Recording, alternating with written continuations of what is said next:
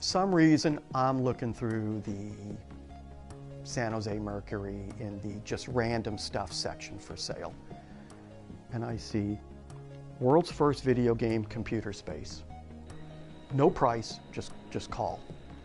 I'm like, wow, I'm pretty interested in this. So I called the guy. I said, so you got a computer space? Yeah. He goes, yeah. First game ever. Okay, great. What color is it? And he goes, well, what color do you want? I'm like, wow, this is getting very interesting, because who has a whole bunch of computer spaces, and who would know that they came in all these different colors? He goes, I got a yellow, a solid blue, metal flake blue, and metal flake red. And he goes, a whole bunch of other games too. Okay, great. Want to come up and see them. These were in a Quonset hut on a sunflower seed farm off of Highway 80 in Dixon, California, halfway between, the Bay Area and Sacramento. And these things hadn't been moved in, probably since 1975. And so I got in touch with Nolan and showed him the pictures and scratched his head, and then like a light bulb went off in his head. He goes, these were Ted Dabney's. These were Ted Dabney's units. This was his route. When he left, he took a route that we had, and he goes, this yellow one's the first one. He goes, I know it. That yellow one is the very first one. I kept the first one, which is a beautiful yellow computer space, and I kept Pong number 46, and we got the rest of them running and working as good as we could. We got it all for $5,000. I don't regret the purchase one bit. Not for a minute.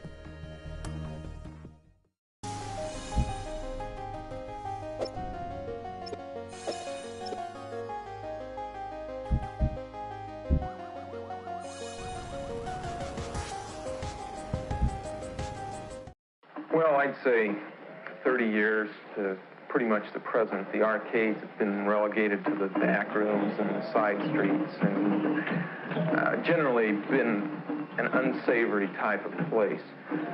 What we want to do is bring the amusement game to age. If we can give it a new zip and a pizzazz, it's going to be financially successful, as well as, I think, a very serious part in the leisure time activity of the American people. The marriage of traditional pinball machines and computer technology has resulted in the birth of a new breed of amusement games. And Nolan Bushnell is the man handing out the cigars. Bushnell has developed two such games, Computer Space and Pong, and believes that they and others like them will move the pinball industry out of America's bus stations and bowling alleys and into the space age. In 1971, Bushnell invented Computer Space, but sold production rights to Nutting Associates of Mountain View, California, for royalties based on the number of games sold. It proved a good deal for both parties. Sales already exceed 1,500 machines. Computer Space, like Pong, sells for around $1,000 and is played on the screen of a standard television set, which has been programmed to display the desired game. In Computer Space, the player controls a rocket ship, which is trying to shoot down enemy flying saucers while avoiding their missiles.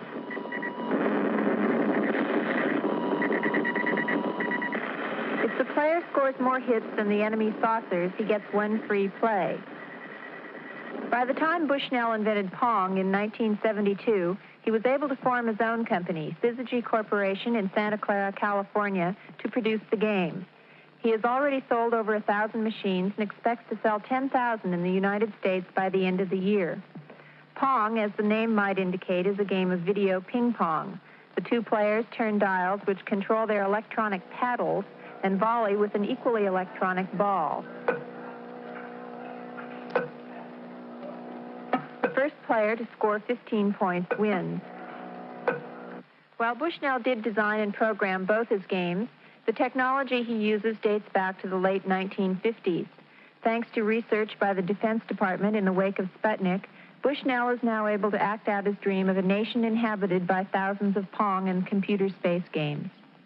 The government spent millions of dollars on this technology, and as a result, now it's cheap enough that we can put it into a game and sell it for 25 cents for a few minutes and make $1 out of it. It's something that the research and development really was done many years ago, and now it's cheap enough that with PC boards and integrated circuits, we can use that technology to our advantage. The basic electronic unit of Bushnell's games is the integrated circuit. Each of these small chips is capable of storing large amounts of information. The program for a game is determined by specific combinations of these units to form a PC, or printed circuit board. The printed circuit board then tells the TV screen what to do. A single printed circuit board is all that is required to operate Pong, whereas 15 years ago it would have taken enough tubes and wiring to fill an average house. Bushnell first saw the commercial potential of video games in a game called Space War, which has been played at computer centers around the country for several years. We used to play Space War a lot at the AI project at Stanford, which is a big computer complex. And one day it just hit, this is a lot of fun. You ought to be able to package it and sell it for a price. And, one thing leads to another, and pretty soon, from doodling on a scratch pad, you're actually working out some basic block diagrams, and from there you think, boy, it's going to work.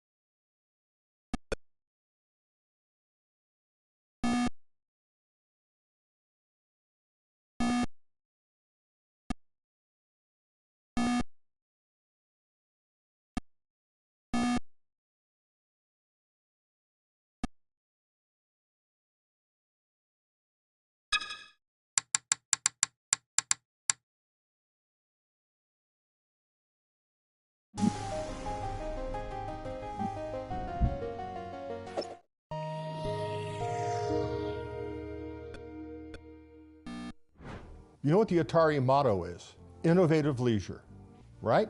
Well, it didn't say innovative arcade games. It didn't say innovative video games. It said innovative leisure. It was broad from day one. I mean, Nolan always had a consumer game in his mind because that's what he hired me to do. And I wound up doing the wrong thing and making a hit coin-op game, right? When I was at Ampex, I learned how to make sync generators, synchronizing, the basic fundamental circuit necessary to get a TV signal, because we had to generate an analog signal. So you do that, and you get the ball at one speed, and you put paddles up, and it's a very, very boring game. And so I added the speed up, and I added the angles off of that, just, you know, to make it playable, interesting. And so it started getting a little interesting. That's cute. And Nolan said, well, it's got to have score. We had a pretty good game, and hey, great. So what are you going to do for sound? I go, sound? I'm already over budget. What am I going to do? Nolan said, well, I want the sound of a roar of a crowd of thousands applauding your win. And Ted said, I want boos and hisses. And I'm thinking, how do I do that? Listen, I got video. I got the goddamn game up. Now you wanted me to do this. I'll be right back. So I pissed around for a day and poked around sounds that already existed in the vertical sync generator and gated them out with the 555 timer. I love it. Years later, the sound is so well thought out, so appropriate. It was like, are you kidding me? It was just, you know, just thrown together in spite of what the boss said. And so that was how Pong came to be.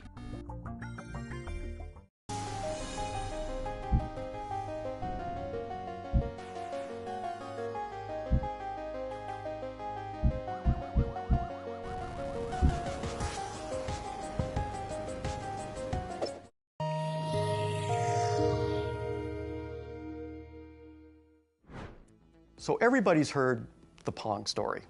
Probably everybody's heard the Pong story, but I've heard it many times, and from Al Alcorn himself, who designed Pong. So, the story I've heard is that they installed one of the first Pong machines in a tavern and let people play it as a test. Put it out into an arcade and see if it makes money. I mean, that's the market research. My understanding was Ted built a cabinet, a tabletop, simple cabinet over the weekend. And a coin mech bolted to the side of the cabinet, tabletop type of big thing was sit on a barrel. Placing a interactive video machine somewhere and having people play it was still a relatively new concept. Nobody knew if it was going to go.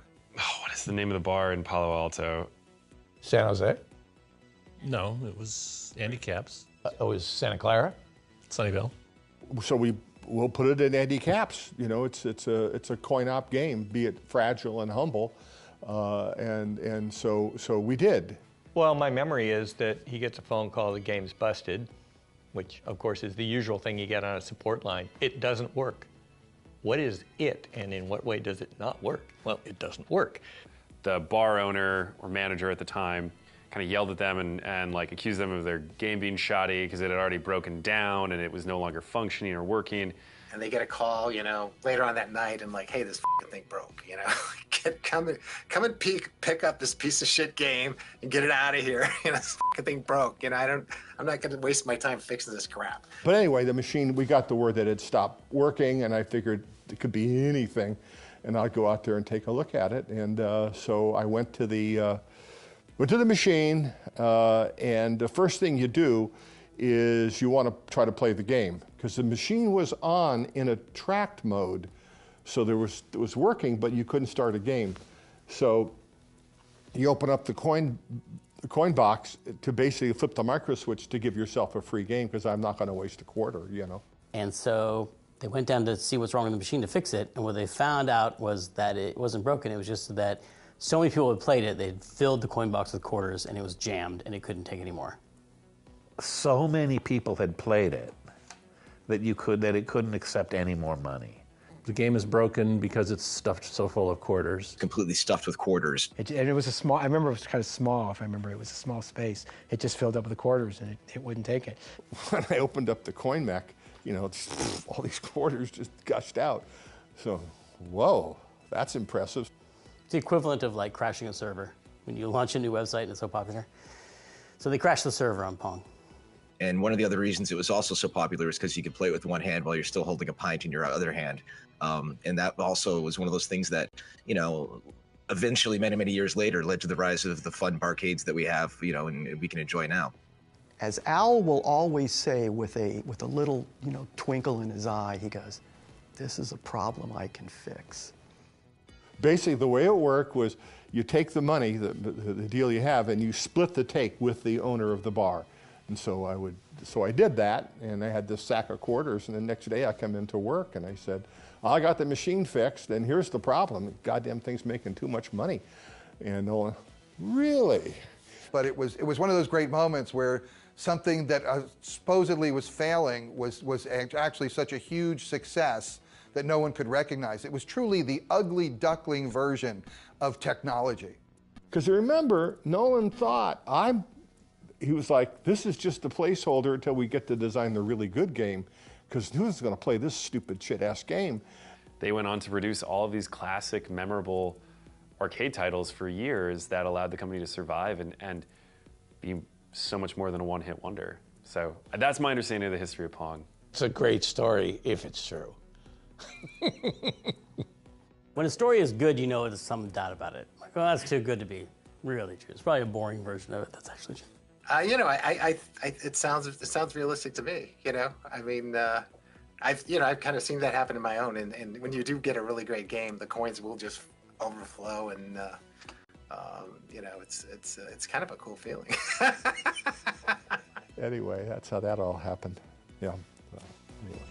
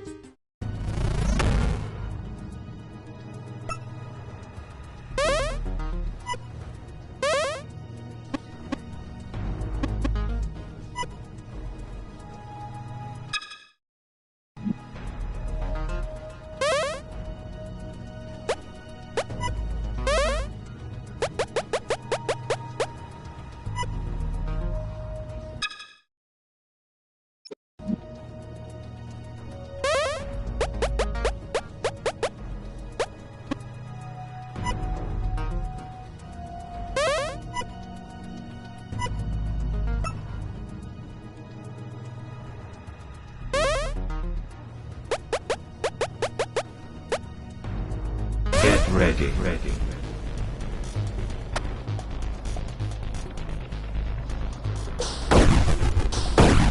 Bounce. Health. Laser.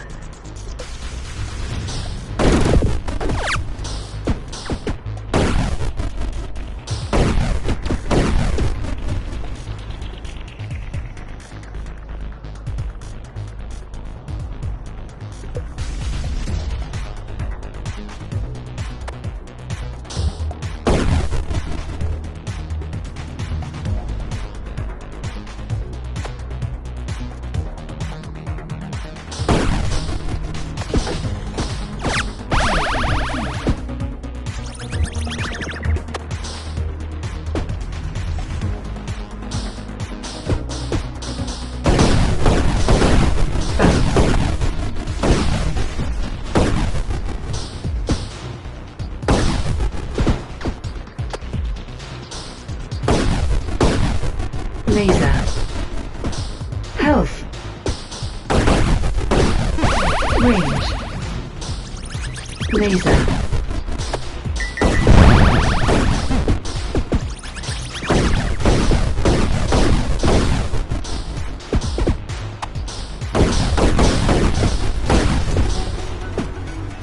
Shot.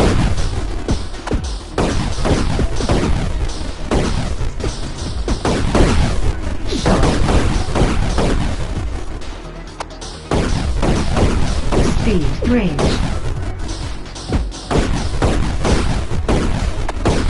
Range.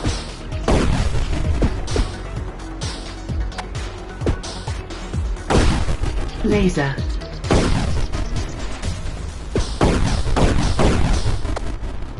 Bounce. Range. Rocket. Range. Range. Rocket. Shot. Bounce. Range. Laser. Speed. Laser. Health. Shot. Range.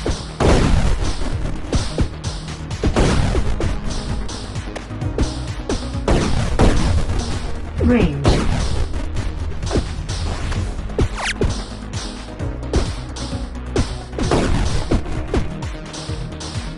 Bounce.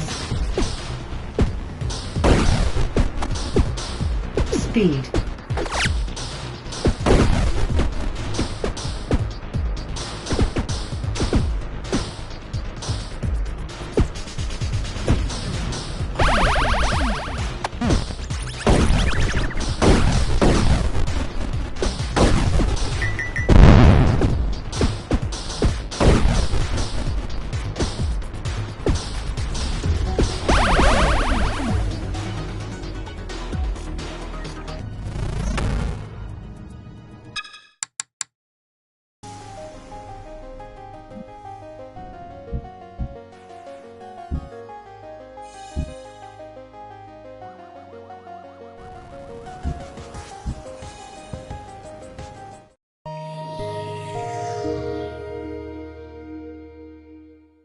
I mean, Atari really, why were they in the pinball business? You know, here they had this tiger by the tail of video games, you know, just this supernova of creativity and possibilities. And, you know, they were nailing it left and right, creating new genres every other week.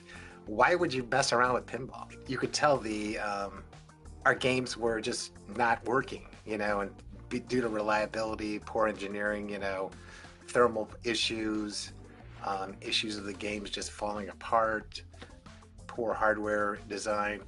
You know, I could see the writing was on the wall that we were going to go down. I mean, the pinball division was just a massive disaster. I mean, it was, you know, it's kind of the, you know, kind of the hubris of, you know, I guess Silicon Valley, even in that era, you know, where it's like, oh, these morons in Chicago, they make these crappy old games, you know, like, you know, we're going to redesign everything. We're going to put the display down in the bottom. We're going to, you know, put the boards, you know, underneath the play field so all the crap falls in and shorts out the things. And I mean, it was really horrific design, and they caught on fire. And, the solenoids, they used this thing called rotary solenoids, which burned up and the screws fell out. And, you know, it was kind of a, you know, just a complete disaster as far as like design and also testing. And so there was a lot of games that caught on fire in the early days. So, but they made a lot of money when they were working. You know, I think the programming was awesome because I did it. You know.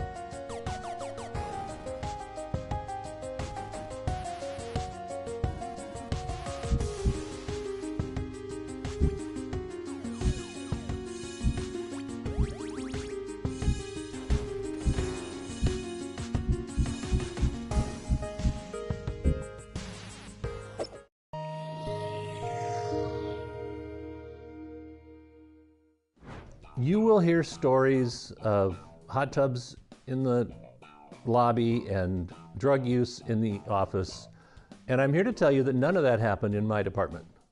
We started smoking pot right in our office. Rob and I were like the premier pot. Sorry, Rob. I and some other person who occasionally shared an office with me for 5 years at Atari, however that frickin' worked, we would just fire up right in the office. It's like, who knows why? It's like, this is like, it's illegal. It's like, it wasn't even a sense of privilege. It was just mindlessness. I worked in a satellite office. I started in 1977, which was still pretty early. It was only 18 months since the 2600 came out.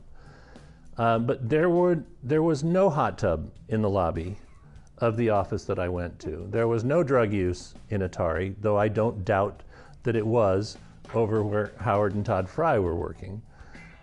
Drugs were consumed at Atari by all kinds of people at all levels of management, from the bottom to the top and all over engineering. Not everybody did drugs, but some people did, and some people enjoyed them, and some people abused them, and some people went to the hospital on them. And but by and large, drugs were a relatively nominal factor. Drugs, you know, there was a lot of marijuana, and it participated a lot in brainstormings. So we had the way of, you know, trying to incorporate drugs into our productivity model. I went home and I smoked a joint, a little bit of cocaine and a little bit of psilocybin in it. And I was sitting there, it was about half gone when I realized, oh, you could do that. And it's like, I put it out and I went and I wrote a page of notes. And my design for that kernel was exactly what it ended up shipping. It was like, it has a tremendous amount of effort, actually, to get everything organized. You know, they did have good deliveries of cannabis in the inter-office mail. You know, that was probably the primary use of those yellow manila envelopes. So I think it was, you know, Fridays or Monday. I think it was Fridays when you get these really thick envelopes coming through the system. And, you know, and it was weird. There was a guy working there, and his job was he was the weed dealer. You know, that was his sole job at the whole company. And there was a very straight German VP of hardware down the hallway in the building. I have no idea. And he complained to management about the smell of pot smoke in the corridors. So they got him an office in a different building. I have been asthmatic since I've been 12. I need drugs to breathe. I did not do drugs because drugs to me were something that let you get up in the morning, you know, and breathe. So and nor did I think I wanted to mix those things. The high of me was doing the work, and I was always a happy guy. So I just didn't feel I needed it. So I never did drugs, but there were a lot there. Don't put too much stock in the fact that every Atari employee was stoned out of their minds while making games. I mean, there was all kinds of drugs consumed at Atari, but the real drug at Atari was going into a store and seeing your product, seeing your game on a shelf.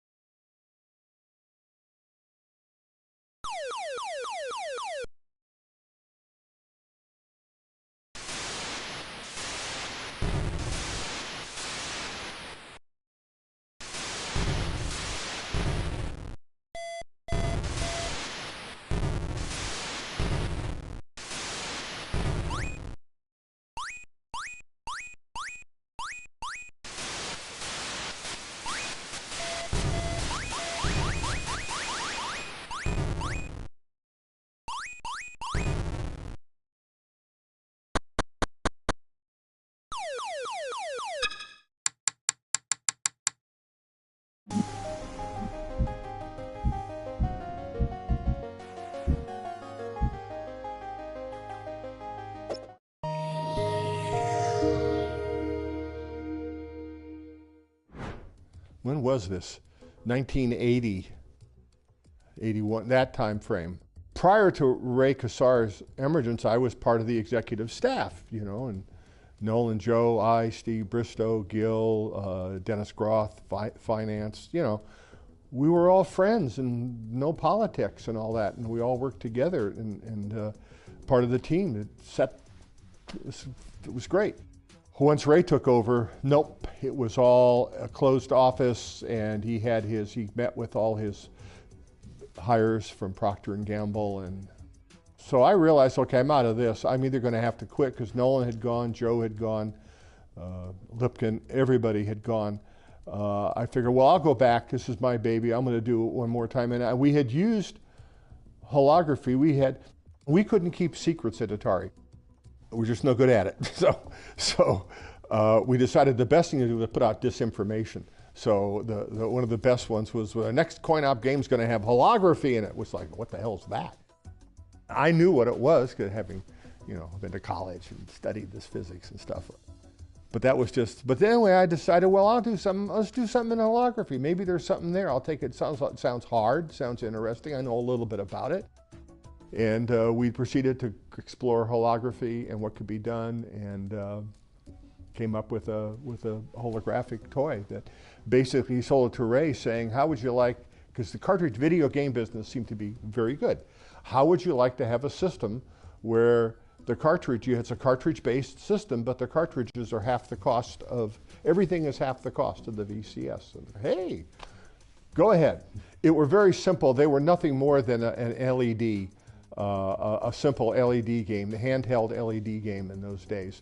The only difference was we had a hologram with 2 images on it. You look through this box, and there were 2 lamps inside, and when you'd crash a spaceship, you'd see a hologram of a spaceship crashing.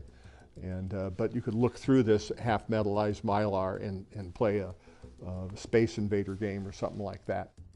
We did all the work, put everything together, got a chip designed, package designed, and at the end, Ray wouldn't. We even took it to the toy fair or the consumer. And marketing wouldn't show it, wouldn't back it up, and we did it ourselves, engineering. And we think we sold 100,000 of them, but Ray would not release it, just wouldn't do it. And I realized that was it.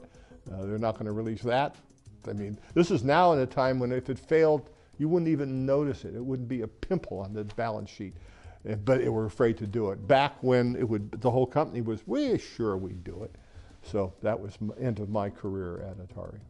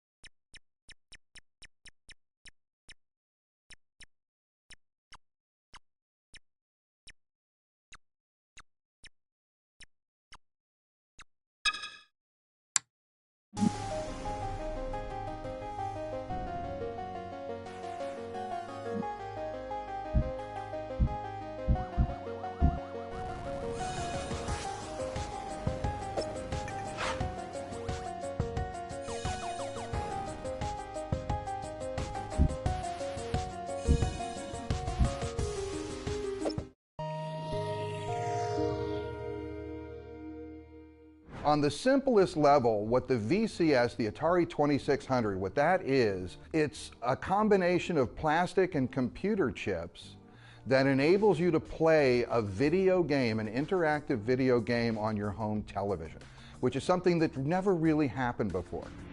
If you're making an arcade game, it begins as a hardware project. If you need something more in the hardware, just put it in the hardware and you can use it in your game. The Atari 2600, we didn't have that luxury. The game was already in Grandma's house. It was already hooked up to her TV. And all we could do is make a different cartridge, sell that to the person, he plugs it in. It was the thing that made video games a worldwide phenomenon. And all it is it's a box that enables you to play an interactive game on your TV. But on a cultural level, that's such a huge thing to do, because there were two things that achieved that changed the world, literally changed the world. One is it put computers in homes. At a time where IBM only had about 10,000 PCs sold altogether, Atari had millions of units installed, and every one of those was a computer in the home.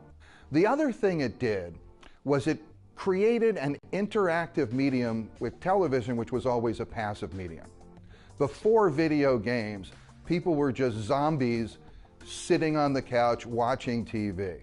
But video games turned people into zombies jumping up and down on the couch yelling at the TV. And that was a very different experience. And I think that was huge in terms of taking people from a passive state to an active state. And we're still learning the implications of that.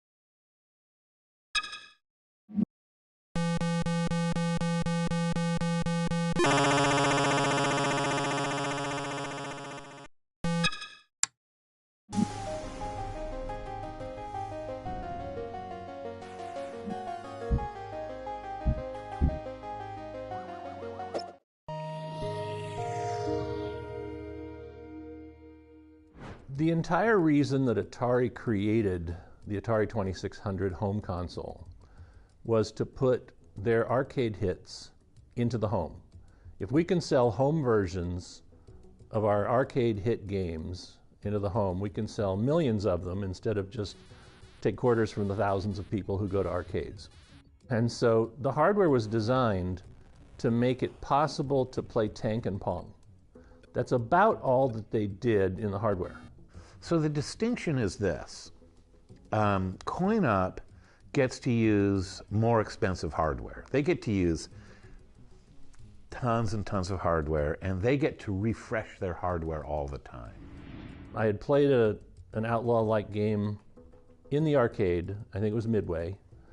And I was just told to make a game, so I said, well, here's an idea, two guys shooting at each other. And so I made that game. My goal is to try to make it like the arcade game, so I could look at the arcade game and say, this is what it has to do. So there really wasn't any need for me to have communication with the arcade guys. I'm particularly proud of the Atari 2600 Canyon Bomber because it also has the Atari arcade game Depth Charge in it. So it turns out that in a 2K byte Atari 2600 cartridge, I simulated both Canyon Bomber and Depth Charge, which were probably $3,000 arcade game hardware. When I was young, when I was little, I remember there was this drugstore, and in their comic book rack, they had these abridged versions of great literature. You'd read it, and it was the whole story of Treasure Island. War and Peace, a comic book. But that whole notion of an abridged version, that is what was going to happen. When I did Donkey Kong, I had, not surprisingly, absolutely no contact with Nintendo. Coleco was able to get me a machine. So I had a machine that I could play and look at, and I had already played the game. And like David said, with Canyon Bomber, the game is the spec. Frankly, the hardware is so different in its capabilities that I can't think of any value I would have had getting in touch with anybody at Nintendo. It's like talking to the guy who created the Porsche Carrera about making a bicycle. I mean, it's like, there's not a lot there. Not a lot you're going to tell me. Here's this masterpiece and do it on this toaster, and I was young enough and stupid enough to not be intimidated. And I wasn't, because I was just a kid. I was like, no big deal.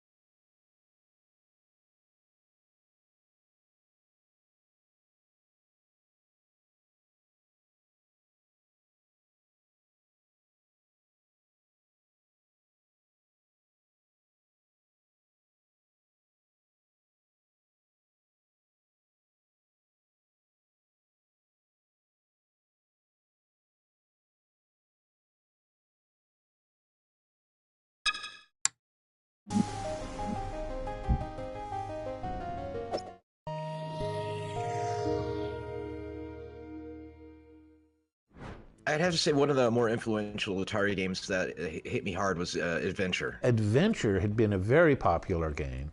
Adventure is related to really a nerdy game. It's related to like text adventures or to Dungeons and Dragons more than any of the other things, any of the other intellectual property or content on the 2600. So many games were just like kind of shooters and, you know, combat and whatnot, things like that were very simple. But Adventure really broke the mold for what the 2600 was capable of. But one of the most, like, I feel like magical, impactful moments on me with the Atari games is that we got Adventure. And I saw the cover at the drugstore, because that's where we had to buy video games, at the drugstore behind the photo counter. And we got it home. I was so excited to play it. I just didn't read the instructions. I just ripped it out of the box and like played it and started playing it. And I was like, I'm this dot, and there's like, you know, the duck chasing me, and I got an arrow, and I can't figure out what's happening. He ate me. Oh my God.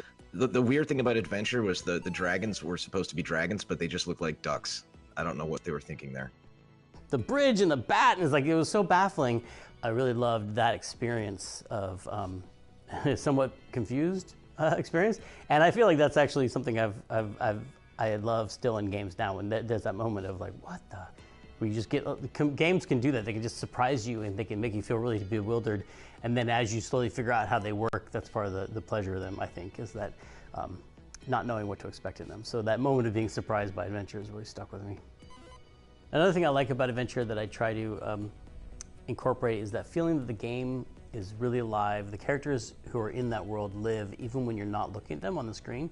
Like when the dragon or the bat flies on the screen in Adventure, you feel like it's been on a journey. It's been somewhere. Oh, the bat went over and it stole the shield. It stole the sword, and now it's in the rooms. Like, you don't feel like it was just spawned in that room. It's been in another room doing bat adventures. And what it provided for me was a sense of mystery and exploration that would later influence the 2D adventure games that I would make that would help launch my career.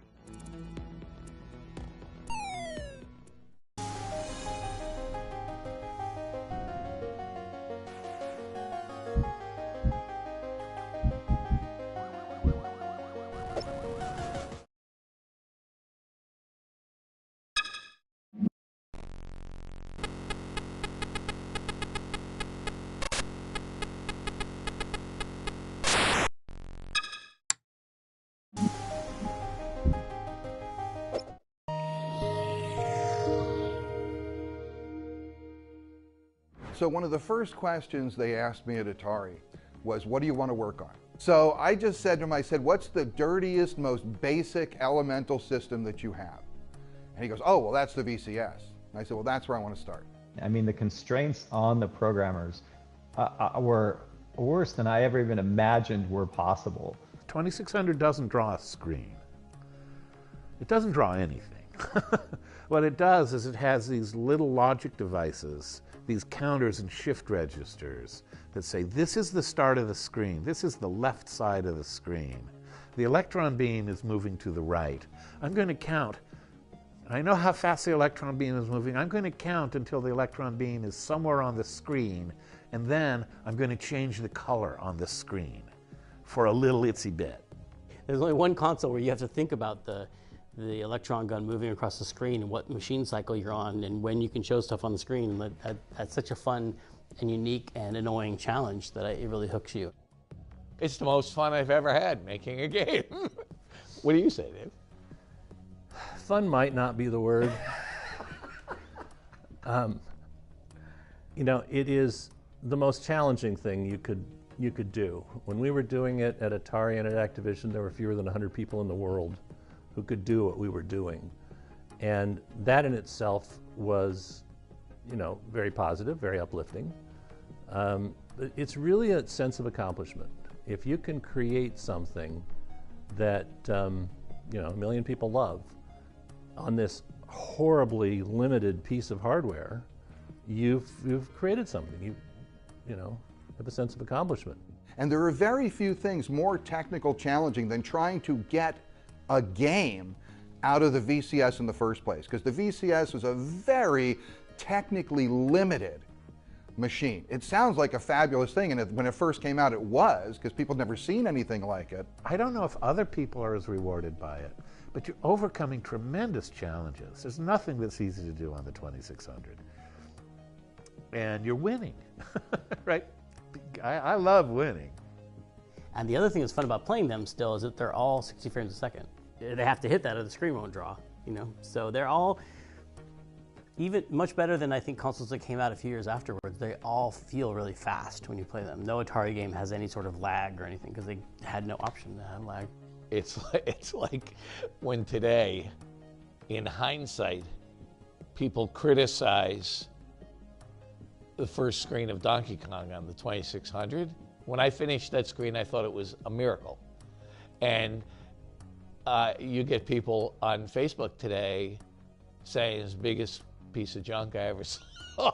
And you just have to understand the perspective of where you were at the time.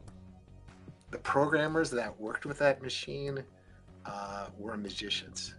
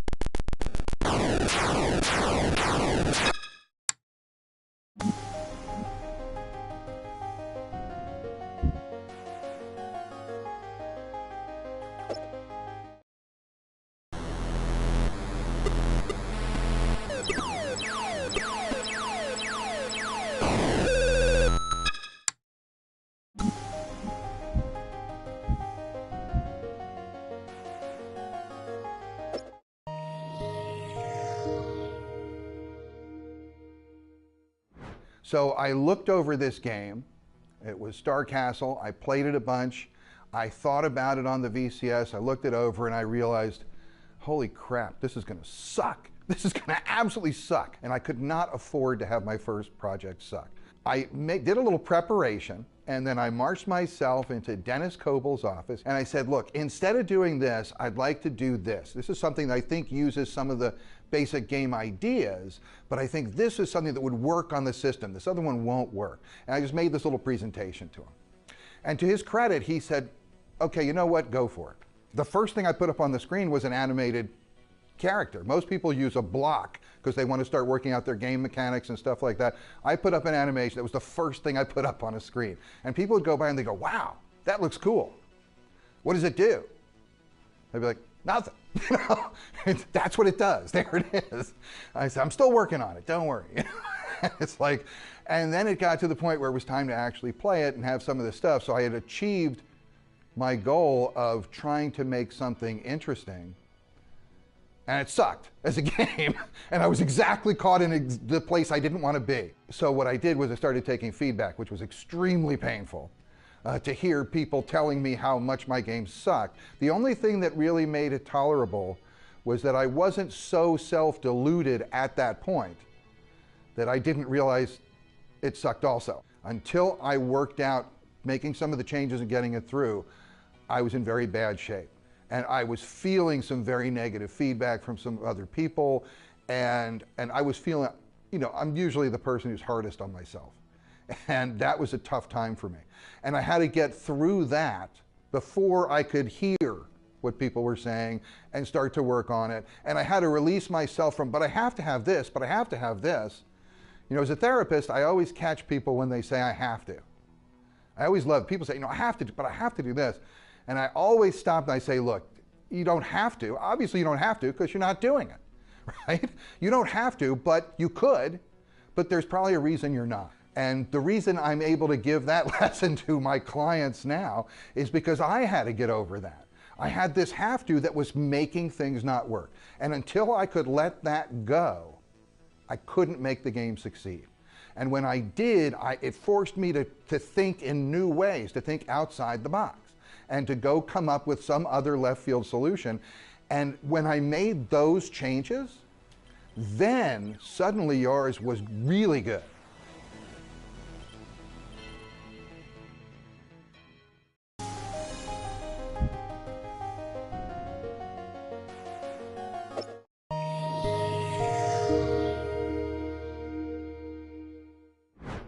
One of the product managers came by who was responsible for this product, and he goes, hey, well, we're working on naming your game. And I said, can I make a submission? Can I submit a name? And he goes, sure, why not? I said, okay, I tell you what, come by here tomorrow morning. I said, you guys won't have it settled by tomorrow, will you? He goes, no. I said, come by tomorrow morning, I will have something for you. I will have a submission for you. So now I know what I'm doing for the rest of the evening. And I don't know if you ever tried it before, when you just try to make up a new word, everything sounds stupid. At least it does for me. I can't come up with something that sounds cool. Everything sounds kind of dumb. So being the algorithmic thinker that I can be at times, I thought, well, if I can't just spontaneously come up with some name, I should come up with a way to derive the name. I'll come up with an algorithm. It's a simple title. What's going on? Maybe I need an action thing. You know, because it's an action game, I need an action word. I don't know the name of the character, but I thought, you know, revenge. Revenge is a great action word because everybody wants revenge, right? So I figure I'll go with revenge, and now all I need is whose revenge is it? Now I just need the name of the character. And then I thought, well, one of the great ciphers is, you know, writing something backwards. That's never a bad idea. You know, the head of the company's name is Ray Kazar. And Ray spelled backwards, that's Yar. And Yar sounds pretty cool. It's got a Y in it, so it's got like sci-fi, anything with Y's and Z's, you know, and maybe an X somewhere. That's good sci-fi stuff. And I sat down and I wrote a 10-page story called The Yarian Revenge of Razak IV. And that was that was going to be the title of the game, The Yarian Revenge of Razak IV. I stayed all night in the office. I was done like 3:30. I just laid down on the floor in my office and got a little sleep. And then around 10, you know, in comes the marketing manager. And so I handed him the package. I go, here you go. This is the package for the story. I didn't realize it fully at the time, but what I had done was I had created the first backstory in the history of video games.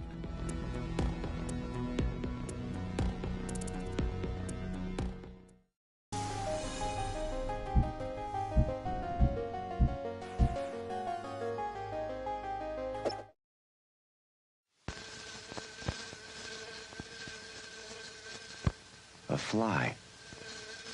I'll have a mutant fly. Hello, Yar. You'll need some protection.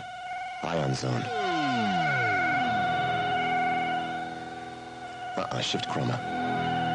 Intensify. Okay, now you'll need some weapons. You have a formidable enemy. The Kotile. Watch it, Yar. He has a lethal drone. And some other tricks up his sleeve. Spiral. Go. Good move, Yar. Now I have a surprise for you. A Zorlon cannon. Use it, Yar.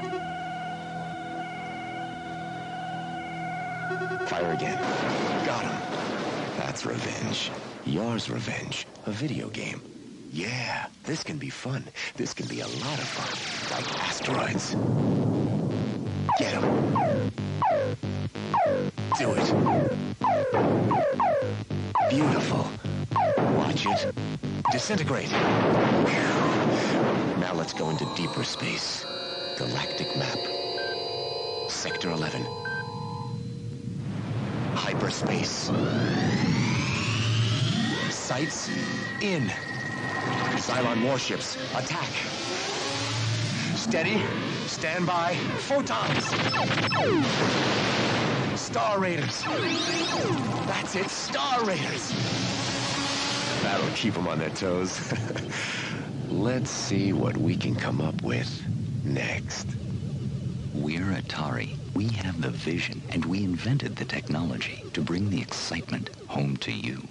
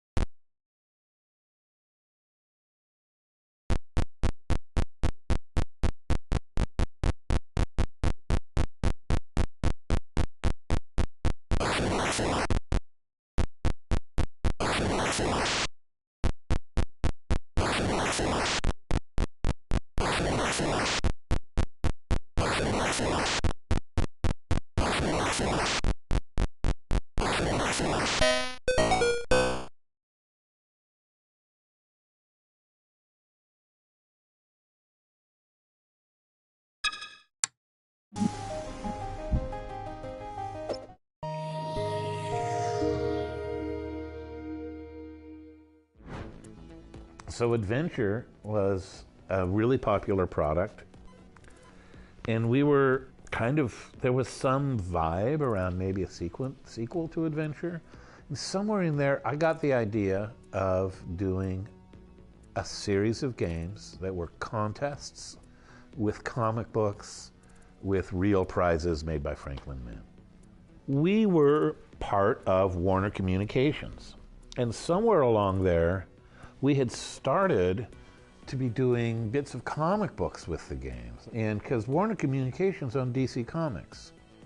Warner Communications, I happen to know, I don't know that anyone else was paying attention, also owned Franklin Mint, right? Franklin Mint being a collectible company. I don't know, they made plates and little figurines and stuff, I know, and medallions, and not my scene, but it's a creative world. It's hard to talk about this without going me, me, me. I don't love going me, me, me, but a lot of it was, I consider myself to basically have been the showrunner of Sword Quest. The concept was mine, the literary concept, the material. So the games are actually moderately literate and erudite, right? The whole story is put together as a lot like a Grail quest or something in Joseph Campbell. It would be a hero's journey, a spiritual evolution, a life. It's a story of a life, of a energetic, a magical life, right, through these mystical systems. So I embedded it in a lot of historical culture of mysticism, and sold the idea, and it went over big. It was brave. It was ambitious, it was audacious, and it had a certain je ne sais quoi, but I don't know what it is. I'll back up a little bit. There was kind of a bizarre effort to do a combination of Twitch and adventure game, to merge and to create an action adventure. I think Howard tried this in Raiders, right, where he tried to make an adventure game that was built into an action game and merge the two. So I consider Howard and I to be some of the pioneers of action adventure. Got to say this in a certain way. So you'd play this action game and maybe get a clue, a prize that you'd add to your inventory. And if you had that in your inventory, then you could unlock, then you'd be on this map. You wouldn't necessarily see the map, but you'd be inside a maze, and a door would open in the maze, and there'd be another action game there. And so it was kind of like a first-person adventure with action elements. That was basically, and I got looking back at it when I say it that way and knowing what was in the times, it was very audacious. And it was actually very creative. It was really, it was really cool.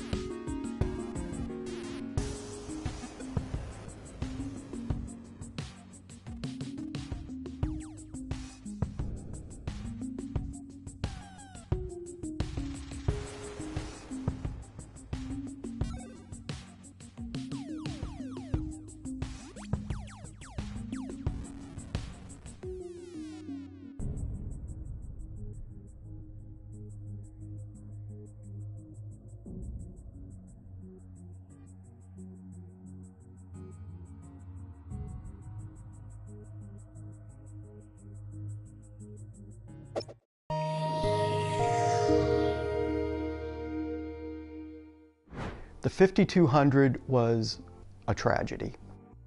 The 5200 was a good idea gone horribly wrong.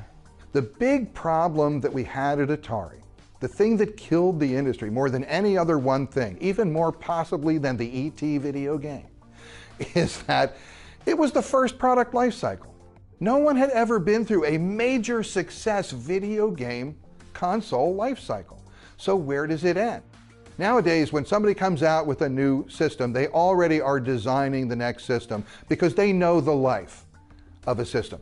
They know a console is good for a certain number of years, and then it's going to die, it's going to fall off, and that's when we need to be ready and prepared to come in with the new system. Holy crap, you know, our first machine is finally falling off the cliff. We need something. We have something. We can take the 800, 400, 800 computer, repackages the 5200, spit it out, and we can do it. So the 5200 was basically what the 400, 800 was going to be 3 years before. It's a tough business. Business is cruel. And you know, like I say, I'll say it again, it was the first time anything was being done. No one knew. And what happened was the Atari 5200, it grew very large because marketing wanted perceived value, so bigger was better in some respects.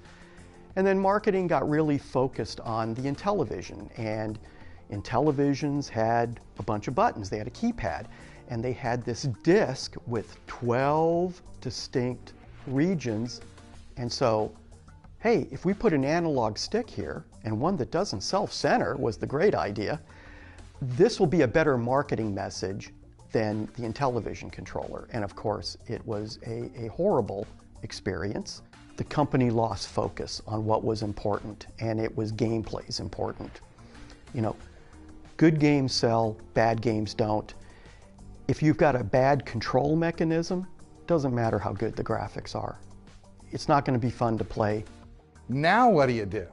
So, and that was the thing. Engineering we really wanted to do something cool, right? We wanted to do like a real next generation because the 400, 800 was already last generation. The engineering team and the creative team, the game designers, we were so upset, and we all felt that we were making a wrong decision with this controller, that we put together a petition to upper management, and we just explained that, you know, this is a great product, the control is lacking, we've got some other alternatives we want you to see, and my name's number 3 on the list of the petitioners. See, I wasn't someone who signed petitions so much as talked to people behind the scenes, because I always felt that was more like the way you operate in a corporation. And but I definitely put the word out whenever I could that, like, you know, this is something we either should have done a few years ago or, you know, can't really do now. We told marketing, hey, we could make this 2600 compatible. They didn't want anything to do with that. They said they must be very separate and distinct. We can't have backwards compatibility, which at the time we thought might be a great feature. It's a good way to get people that have these Atari games already and keep them on the Atari platform instead of giving them an opportunity to jump to another platform. And so we designed the product specifically so that you could never have 2600 compatibility. About 2 months before launch, they demanded 2600 compatibility. And at that time, we had to build an adapter. And then we actually had to modify consoles that were already made, the first ones, to work with this adapter. And we called this thing the piggyback parasite. We were just horribly embarrassed by that situation. That never should have happened. There was some big time denial, you know, around Atari, because nobody wants their parade rained on. And when it's the best parade you've ever imagined in your life, nobody wants to see a cloud. You just don't want to see it. So we didn't.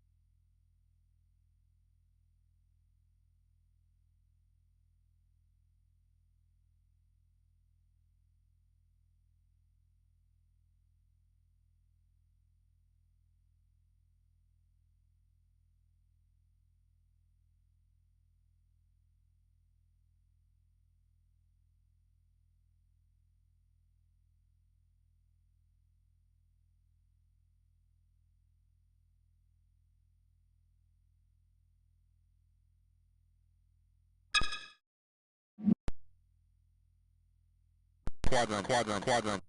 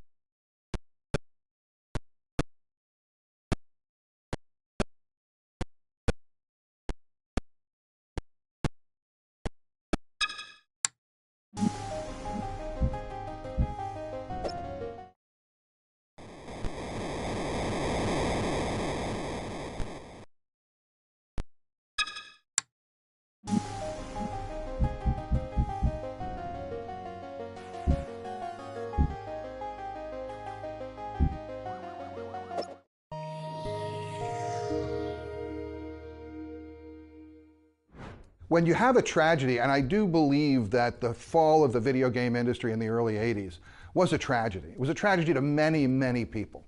It changed a lot of lives.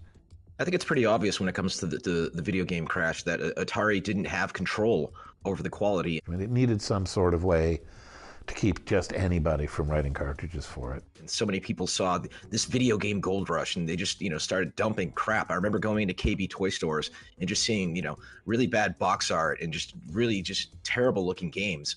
And that's when I started losing interest, and the market became flooded just with garbage. And it ultimately led to, of course, things like E.T. being, actually buried in the desert like garbage. And what happened was that E.T. became the face of the crash of the video game industry. And I, of course, was the butt behind the face. That's kind of the way it went. Greed and hubris, that's what undid Atari. If they just had worked more from a place of focusing on making great games and delivering great games to the customer instead of how can we maximize revenue, I feel like they'd still be a huge powerhouse today. Frankly, Warner did not understand technology.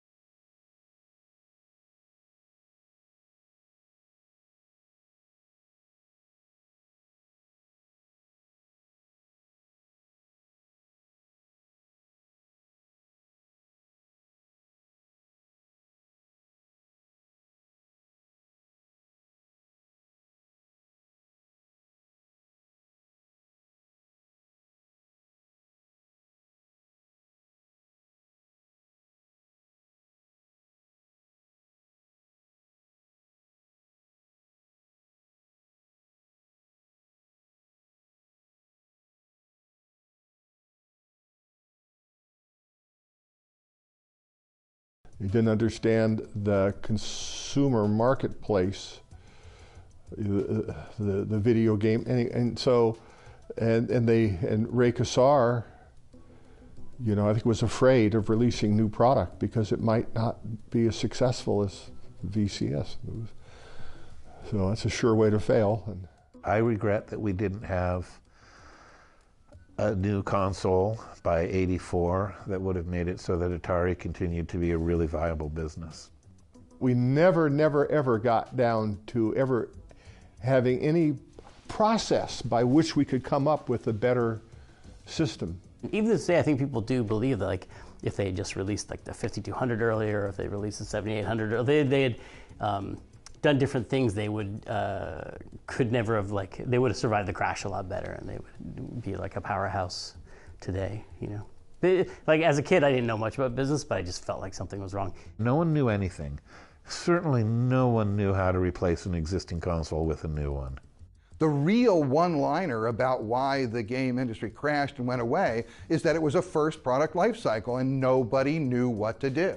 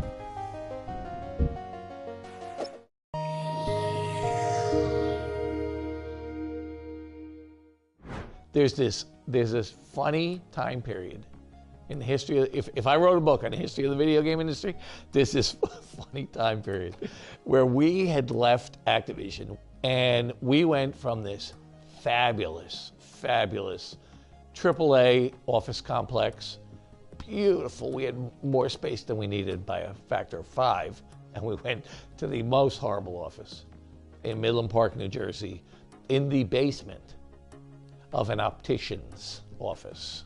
Game industry, this was after the crash. Game industry was a disaster. And it was just, oh man, what an office. It was horrible. But we survived in it. I mean, you gotta do what you gotta do. So anyway, we're in this horrible office, and we're doing C64 stuff at that point. And I get a call from a buddy of mine. Actually, he was our part-time sales guy, and he always visited Toys R Us, and he knew them really well. He called me and said, you know, you're gonna laugh, but they want to know if anybody's doing 2600 games. Because at that point, there were none. Nobody was doing them. But there were 26 million consoles in homes. And people were going in Toys R Us saying, why don't you sell games for my Atari anymore? So I said, wow, that's interesting. How many would he buy if he had a 2600 game? He said, oh, you know, 20, 30,000 pieces probably. And I said, all right, I'll get back to you. So we did Title Match Wrestling and Super Skateboarding, first two titles. I mean, regular skateboarding, first two titles. And he loved them, and they sold like crazy. And at that point in time, we were the only people in the world making games on the Atari 2600. My phone rings, and it's the Tramiels. So he did some 2600 games. You know, do a couple for us, because word got around. There's actually a need. And then Activision calls and says, do some 2600 games for us?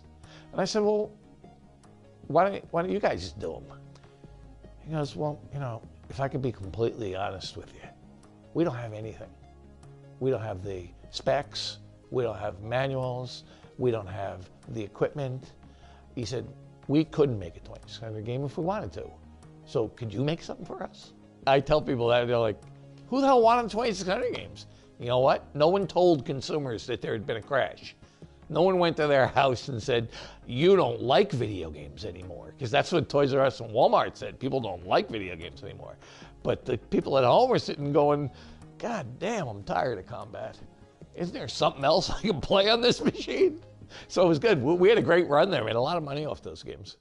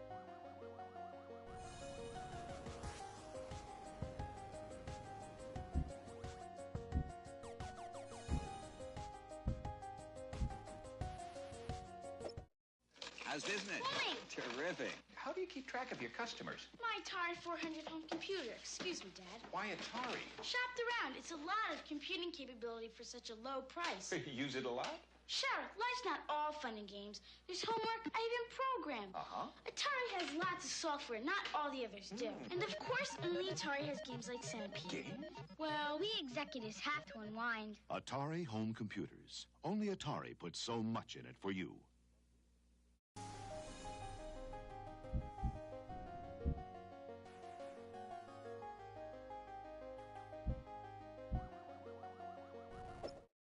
Bought a home computer, huh? An Atari 800 home computer. Nothing but the best for my son. Why Atari? Atari makes computers that, seem friendly, part of the family. Want to show off? Sure. They're real easy. Terrific software, huh? Nice graphics. And how do you like this for sound capability? Impressive. It sure is. So what's his first project? Soon, the alphabet. A is for airplane. Atari home computers. Only Atari puts so much in it for you.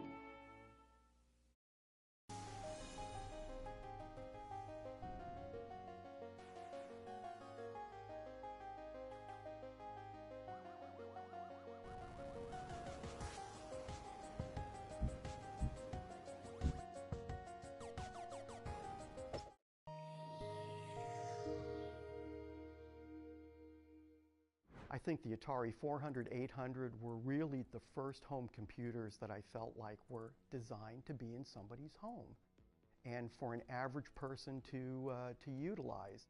Atari, made some interesting decisions over the years. I mean, they were #1 in the world in making video games, but they saw home computers were coming, and Apple II was out, and they said, we got to compete with Apple for, computers. So it came down from on high that we were going to make a computer like the Apple II, but better in some way. But the engineering department said, hey, we're video game people. Why are we doing this? But they were told, you will do this. So what actually happened was the engineers made the Atari 800 into the next best video game player. It had all the sprite capability, it had coprocessors in there. You know, the first GPU in a computer was probably in the Atari 800. All of this stuff was going on in the engineering department, and yet the management thought we were making a computer. We were really just making a video game that we could make cool games on. My participation was mainly on the prototype pre-production side. We had this very sophisticated, allegedly sophisticated, internal interactive test system called the PIT system that we couldn't get a single unit to pass. Labor Day 1979, can you guys work overtime over the weekend? We need to hand build some production units because we need to put them complete through the entire process. They need to be completely finished, consumer product in the box. We need these for JCPenney's so that they can make the holiday catalog. So we worked, I actually didn't leave Atari for about 3 days, hand building these units. And it was like 4 400s and 4 800s to ship on Monday to JCPenney's. They received them at their warehouse, they took pictures of them for the catalog, and then they immediately shipped them back to us. That was it. That's what we needed to do to get this product out.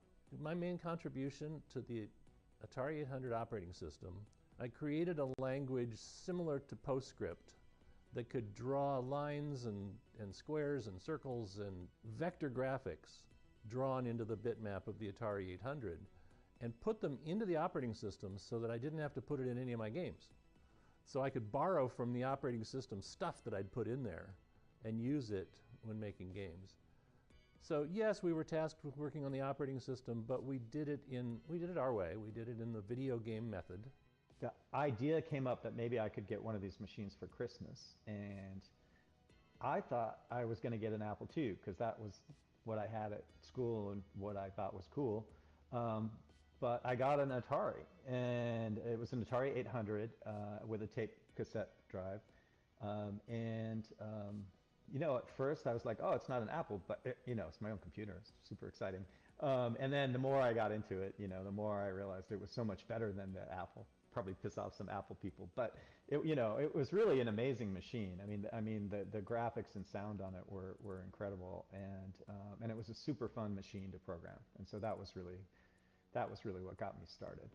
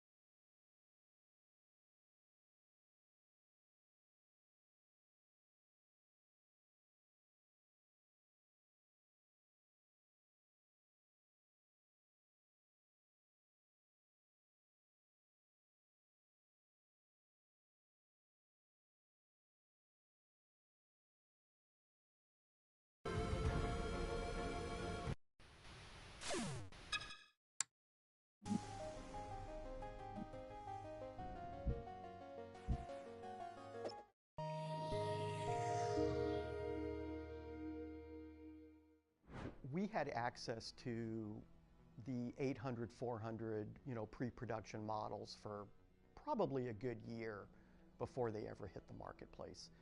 And I would literally every weekend check out an Atari 800 and prototype Star Raiders and spend the entire weekend playing Star Raiders. It was just absolutely phenomenal. I couldn't get enough of it. One of my favorite games in the 800. I really liked Star Raiders. I still play that today. I still bring up my Atari 800 and play that occasionally. Star Raiders was the killer app. Star Raiders was to the 800 what Halo was to the Xbox. It was the game. You really, pretty much everyone bought it with the system. It was the system seller. It was very well done. It had a lot of depth. It was easy. It had easy modes where people could get through it, and you could work up to the harder modes. And the harder modes just made things a little more difficult. They didn't penalize you for getting good at the game. So, what did I do with my 800? And I actually did buy an Atari 800 in the company store, and I paid full price for it, full employee price. And I played Star Raiders because that's what you did on the Atari 800. There was a lot of great stuff about, storing recipes and doing this and learning things. And I did go through some of the learning things, but I played the living daylights out of Star Raiders, which was, I think, probably for a couple of years, the most phenomenal game you could play outside of an arcade.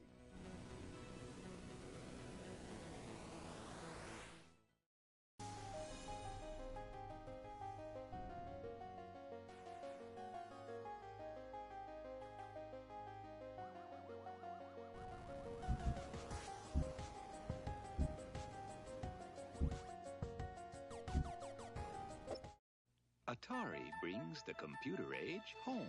Okay, Ma, what's the capital of Nebraska? Come on, I'm trying. Atari home computers can teach you or reach you with important information anytime, day or night. I already checked the computer. The Bears lost.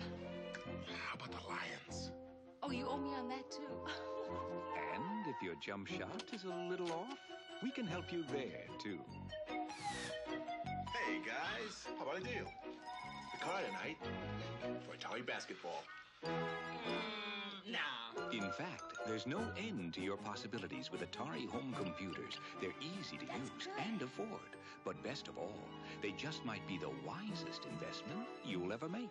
Watch this. Hey, Mom. What's the capital of Delaware? Dover. I told you she's smart. Atari home computers. We've brought the computer age home.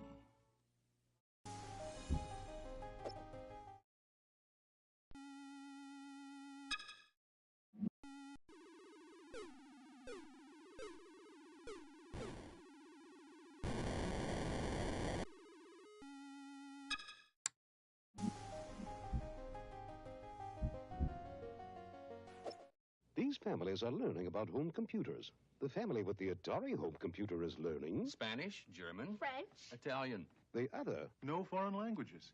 the Atari family is learning 3 programs teach us to program. the other. We've only one. And while the Atari family learns to play Centipede Star Raiders and soon, E.T. the other learned We made a mistake. over 1,000 programs featuring the world's most popular games, but sorry, only with Atari.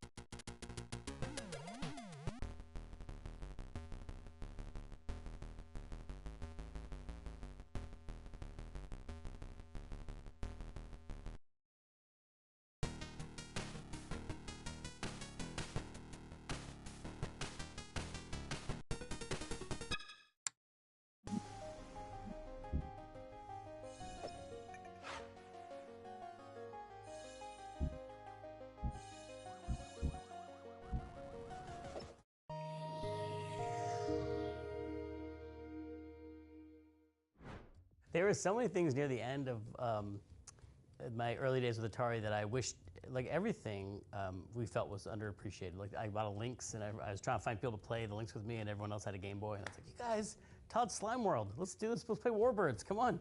And the Lynx was totally Sam's baby. He loved the notion of the hardware. And Sam, man, he loved the Lynx into the ground, right? Against all odds, he wanted to make it successful. We did the original one that was sort of the original design. And then he was like, no, we got to double down on it and do it and make it better. being in the Bay Area, you see these ads, come test video games. So I think I tried out at a few places. Electronic Arts comes to mind. Didn't get the job there, but was lucky enough to kind of get the QA job at Atari. Back in the day, I think it was a lot more fun. People playing 4 Lynx games and then having them all go out of sync and then having to track that down. Like, probably at the 1,000th time that happens, it does get a little old. But I think back in the day, you actually got a lot more input into the games. So a lot of the last Lynx games like Lemmings and some of the early Jaguar games like Cybermorph, the QA department actually got a lot of input into those games from a design perspective. You know what? I think the Lynx was great hardware. I like the fact that it was color. And I think the fact that you could have this like 4-way local multiplayer was great. 20 some years later, here I am buying a Lynx with a RGB output because people are still modding them, you know, and selling them on eBay and stuff, right?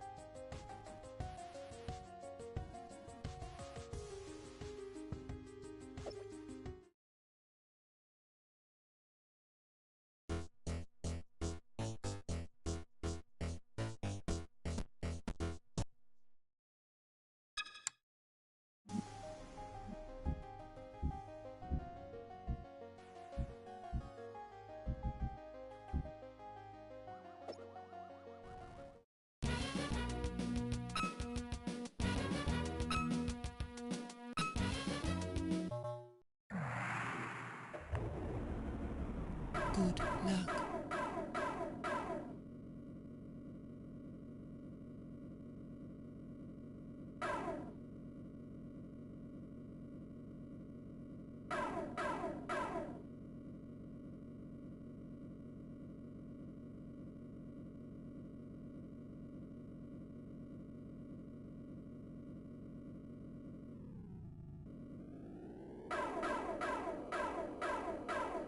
Avoid the ground. Avoid the ground. Avoid the ground.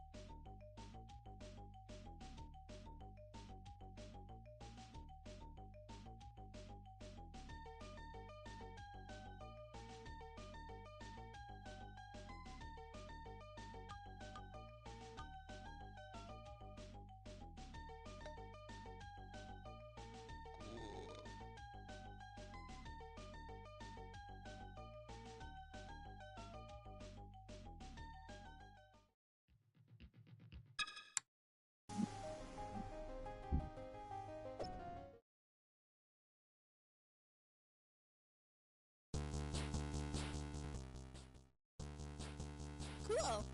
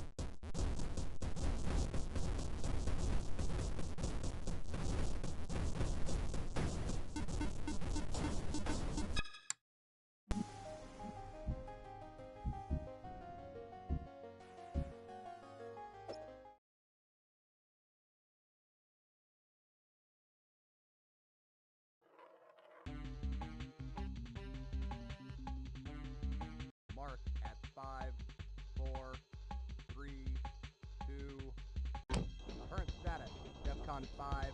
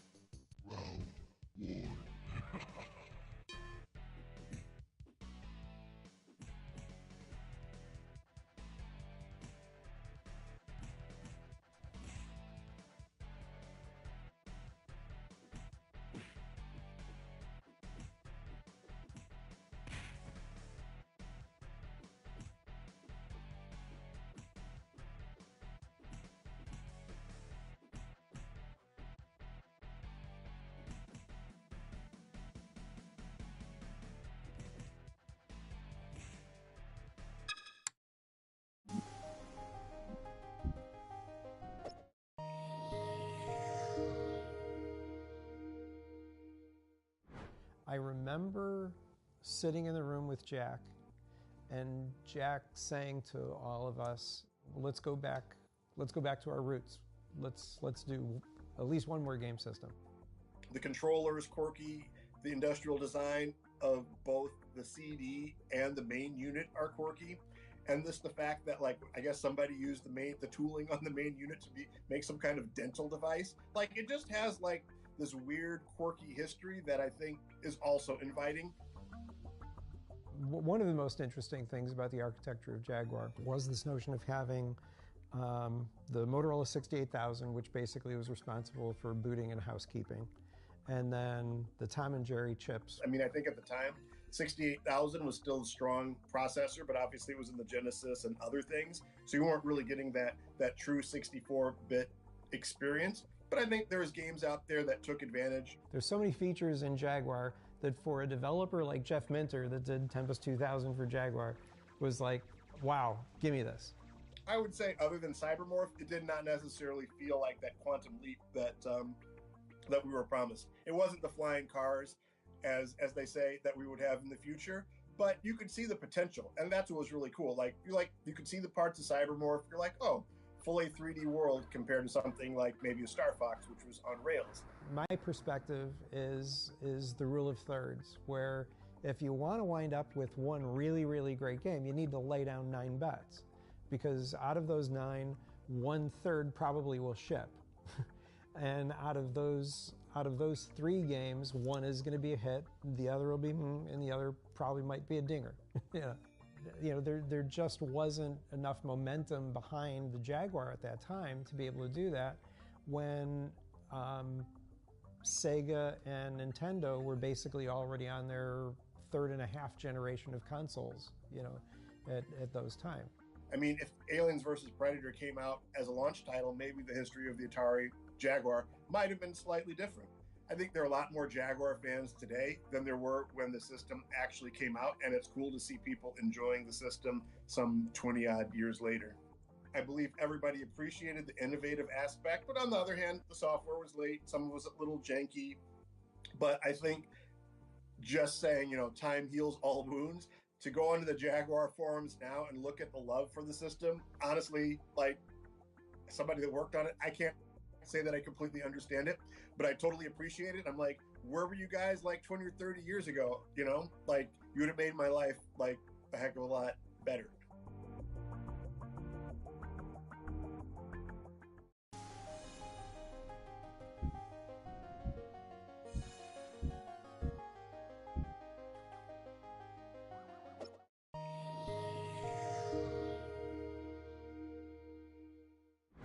I feel the best Atari games ever made have been made in the last 5 years. Like I think the homebrew scene is incredible. People have figured out, and it's unfair to compare because the original people had like 5 weeks to make, you know, ET or whatever. And now people can take it's like a hobby. You can take as long as you want. And you have access to like special chips and stuff. But still, they're still working. Eventually, making carts that you plug into your original Atari 2600 and they run and they're super fun. We saw it evolving, and there was a lot of nostalgia involved for that to happen. We loved this particular game system, and it's a great intellectual challenge. In 2009, I was given a talk in Philadelphia, just talking about the game business and my experience there. And after the talk, somebody came up to me and they said, "Hey, I just saw this cool book just came out called Racing the Beam, and it's about programming the 2600. And since you mentioned that you worked on the 800, I thought you might be interested in this book." And I'm like, it does sound really interesting. Back in the old days when I had my Atari 800, I did learn 6502 assembly language, and so I've been messing around and making some of my own Atari games. I'm not ready to make Psychonauts on the Atari yet, but someday I'm going to make Psychonauts on the Atari 2600. Not announcing that yet, but don't tell anyone. But what is the point of going back to work on one of these old machines anyway? I mean, to me, the point is I want to know what it was like to be, you know, Todd Fryer, you know, and who was, you know, told he has 3 months to write Pac-Man on this terrible machine. And am I a man enough, you know, programmer to be able to do that? You know, Pac-Man was actually technically quite solid. it's fun to program for the 2600 because it's unique. It's, you know, 128 bytes, not K, but like bytes of memory. Like, it's so limited that it helps you edit, you know, and so you can't do everything. You can't imagine an experience and then implement it on the Atari. You have to go the other way around. Like, how many blocks can I move on the screen? Like, how can I turn that into a fun game? It was very, very hard to squeeze a 128 level game with a, you know, title screen and a boss encounter and all that into 4K of ROM, because that's one of the limitations on the 2600 if you're going to live within the original constraints. And so I learned a ton about the 2600 along the way. I had a lot of fun. It was a lot of hard work, and I'm proud of the way it turned out. I think of the homebrew as the hobbyist who wants to see if he can do it, and he makes a game and he makes a few for friends. That has evolved into some actual publishers making Atari 2600 games that are out there. But there was a guy came on there the other day, and he's like, I just want to say this is the most supportive technical community I have ever been part of. So it is an amazing community and very welcoming to new people. So I would encourage people to do that.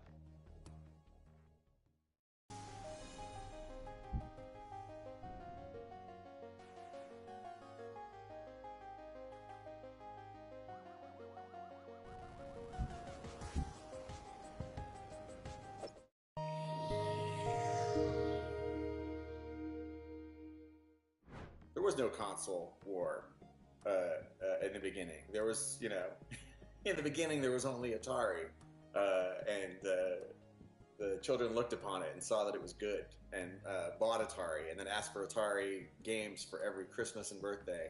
The Easter eggs, finding the Easter eggs in Howard's game and Warren's game, you know, those were huge moments for me in my childhood, and my favorite early gaming experiences, especially finding that room in Adventure.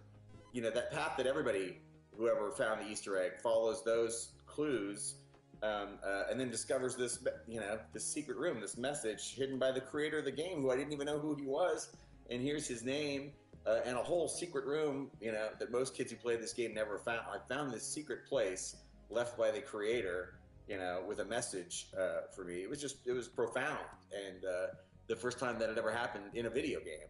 And so years later, when I was, you know, I think had the initial idea for Ready Player One, was what if Willy Wonka had been a video game designer? And what if he held his golden ticket contest inside a video game?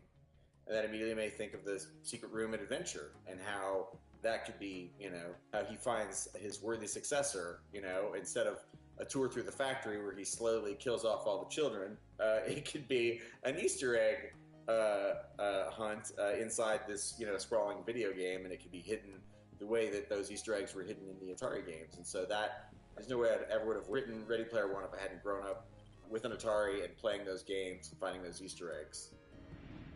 As I was reading through it, there was just so much familiarity in there. It felt like, as I was reading it, that the person who had written it, that like I grew up with them, because some of the names that were in there, some of the locations, some of the references were things that I thought only I knew, and nobody else in the world would understand or appreciate any of it. My literal opening, my email to him, before anything blew up on Ready Player One, my literal opening was just like, we have to know each other because there's things in this book that like only I know. Like, where did we meet before? That was the beginning of our full communication, which led to the stacks. He read Ready Player One and it spoke to him, and he sent me an email that said, hey, I make video games for a living and your book really spoke to me, and if you ever want to make a video game, let me know. And I was right in the middle of trying to figure out if I could somehow do a promotional contest for the paperback that mirrored the contest in the novel. I wanted to do some sort of contest with 3 video game challenges and a grand prize at the end of it.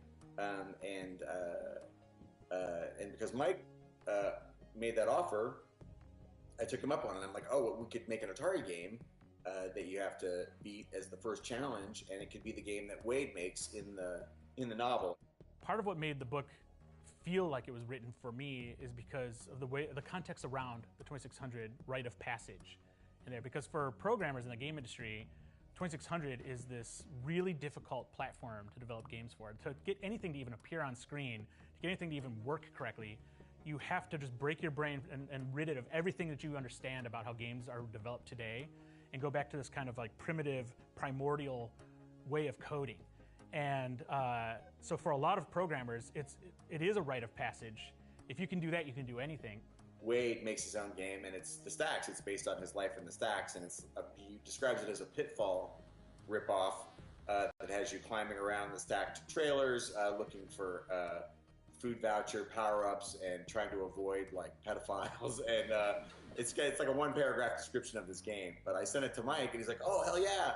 And so I had dabbled over the years with trying to understand 2600 programming. I'd made a couple small games, a couple hacks. So when this kind of came around, it was the perfect excuse to just finally deliver something that was all original and build something from the ground up. Once it started to work, it was completely satisfying. I felt like I had mastered what the greatest engineers in the world have mastered before me, and that I finally had an understanding of it. And to get there, of course, I had to enlist some help. And so that help came in the form of Kevin Wilson, our CTO at Digital Eclipse. I didn't mention this before, but we only had a few weeks to pull this off. So we were not only trying to learn 2600, but we're also given the time frame that basically ET had to try to get this game out the door. So we were reliving the worst of Atari's development history all over again, and I savored every second of it. In our original contest version, all the items are hidden in the same place, which is great because we had people making maps.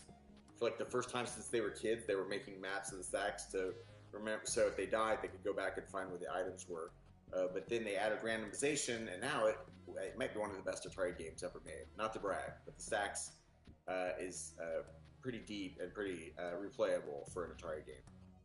That's why I think Atari is always going to hold a special place in the hearts of people like me, just because it was, it was the first, and it was, so needed. We were so bored in the late 70s. We needed video games at home so badly.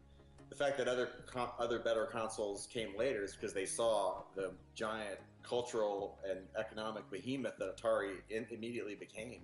Atari created the video game industry, the home video game industry, and everybody that's come since then is, kind of building on what Atari created.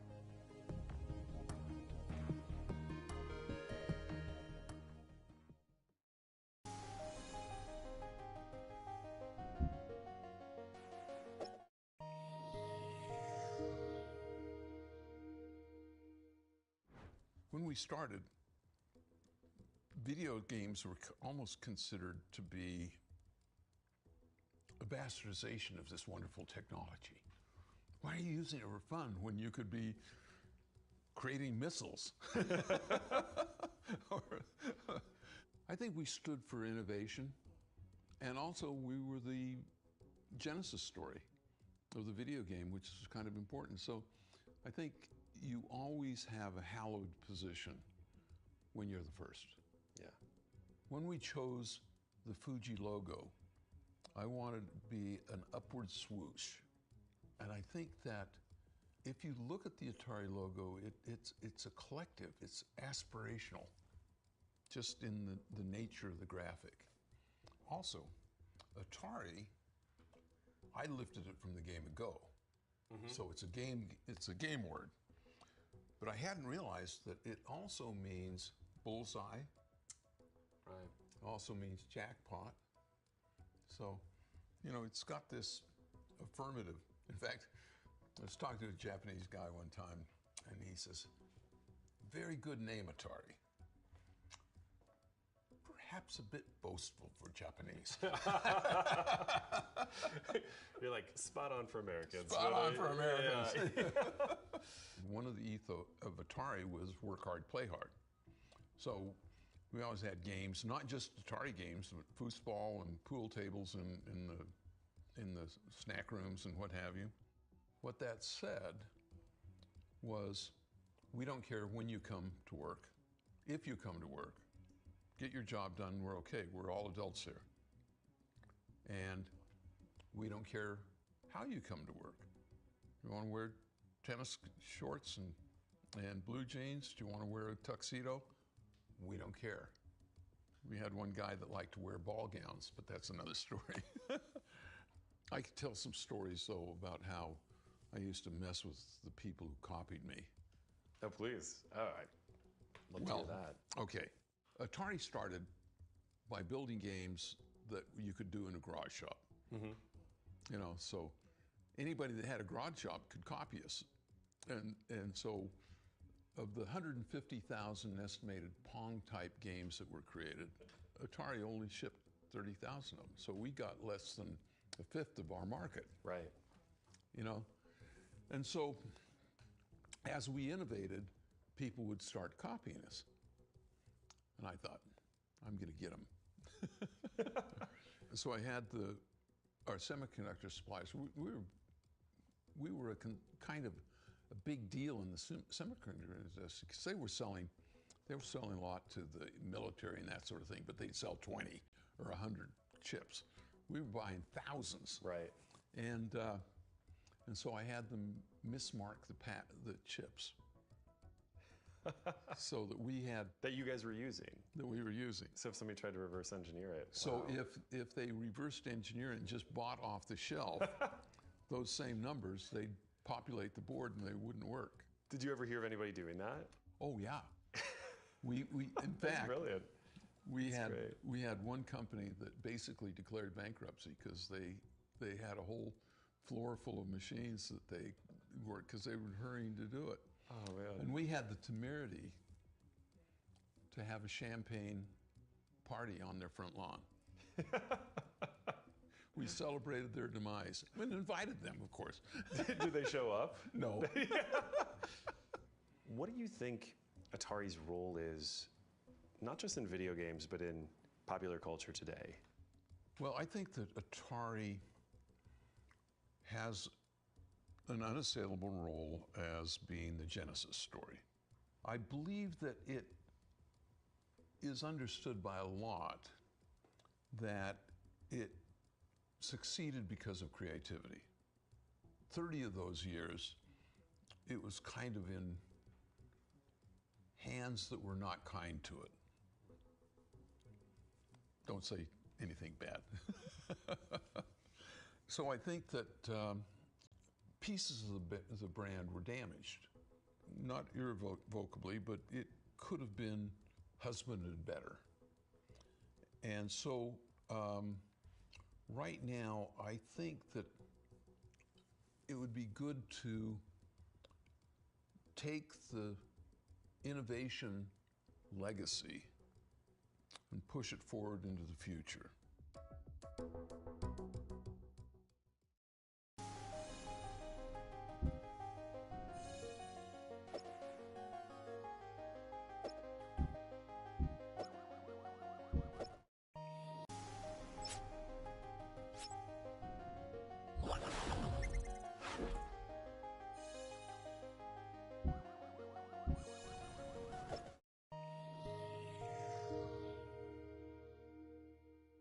Breakout was really early. It's a ball and paddle game, right?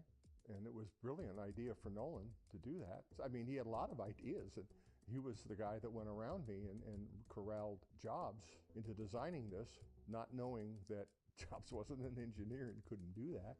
And Jobs wasn't about to tell him, but his buddy was, who was just the sweetest, brightest savant. And I come in and Steve Jobs says, "Hey, look at this." And here is a finished game, Breakout, that was not under development. Understand, typical games took a few months to develop. It was like, got dropped in from outer space, finished game, working prototype. What? And Jobs says, yeah, he claimed he designed it. And I, no, he didn't. Bullshit. And I found out later that because Woz was coming in at night, he's working at HP, and he liked HP, but Atari was a lot more fun. So I go in and there's a finished game. I'm going, what the f***? This is crazy. You heard the story. I'll tell you my version because I've seen some different numbers, but as I understand it, Nolan said he would give Jobs a bonus of $1,000 a chip for every chip less than 50 that he was able to do this with. Now, knowing that this had more objects and stuff than Pong did, and Pong was 76 chips, it's a pretty safe bet that Nolan's not going to have to pay a penny for this, right? Again, Woz is one of the most gifted, brilliant men engineering. Woz designs it with like 24 chips. Now, Nolan didn't say you had to be able to buy the chips. So some of the chips were chips out of Hewlett-Packard that you couldn't get. But there was the prototype of the working game. And you look at a schematic, and I couldn't understand, how would this thing work?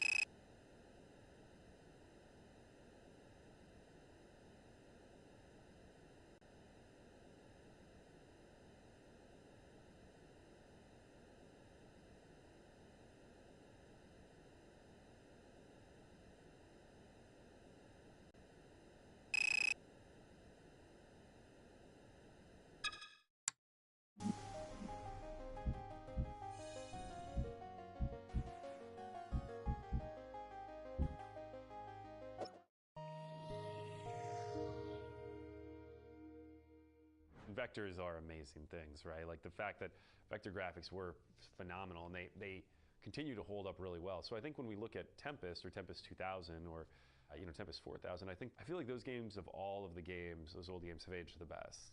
Not Tempest specifically, but the vector-based games, and Tempest just being a really incredibly strong example of a vector-based game because it still looks beautiful. Aesthetically, I just think Tempest is a timeless game. Asteroids is a timeless game. The old CRTs, the cathode ray tubes, had a beam that would go across the screen very fast, and it would draw the line. So you drew that always. So that was always being drawn, and you could turn on and off the beam, or beams if it's color, red, green, blue in color, and create an image. Vector doesn't do that. Vector, you actually draw the lines. So there is no raster going on. The beam isn't doing this down the screen. If you want to draw a red line that goes like that, you put the beam there and you push it across the screen to there. So you are actually doing an Etch-a-Sketch is the best way to think about it. One of the interesting limitations and why it's so good for space games on Vector is if you don't draw something, the screen is black. It's not kind of sort of gray, it's black. If the hardware stopped in a coin-op game, the last picture would stay there. If hardware stops in a vector generator, it goes black because you have to draw it. You're drawing the beams. There's no raster. There's nothing automatic in that. And I like that as well. That meant I could draw something and I didn't have to worry about it again. If I wanted to move it, I just redrew it over here. Before, you have to erase it from that space and rewrite it over here. Yeah, didn't like that. Too much work. The limitation isn't how many dots you have, it's how many inches of light you have. And a lot of people really love that white on black look. You could get these really fine details for the time. I mean, if you go back and look at it now, it's not as high res as you think it is, but the ships and the shots and the way it looked, and you could adjust the brightness on an individual item, you know, that bright shot in Asteroids, for example, and that goes across the screen. There's nothing like that. It's just an amazing look, and I wanted to work on it. We started with black and white.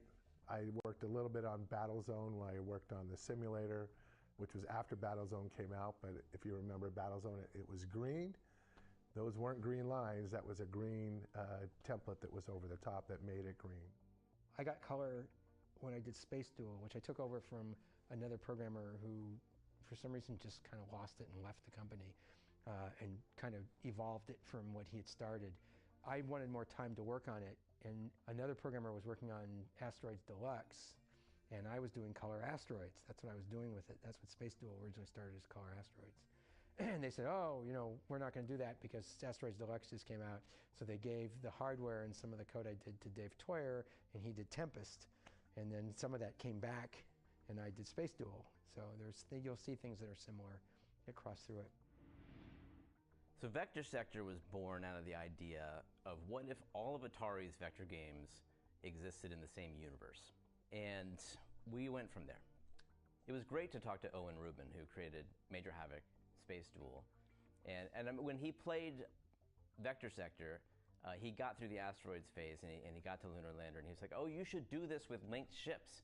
And he didn't know that we'd done that. So that was like a thrill. Also, when we got to the end of the game, we played a linked duel multiplayer game.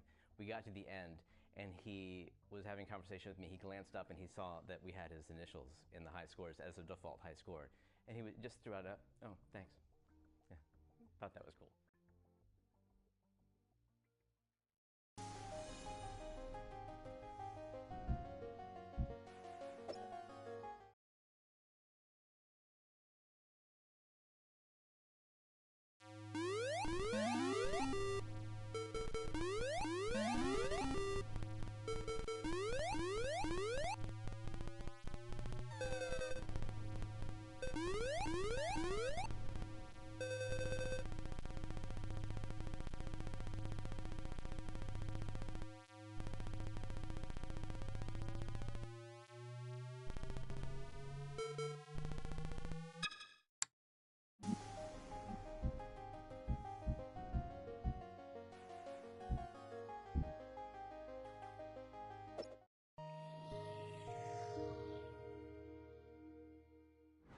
Well, at the beginning, it was sort of forbidden to consort with the enemy.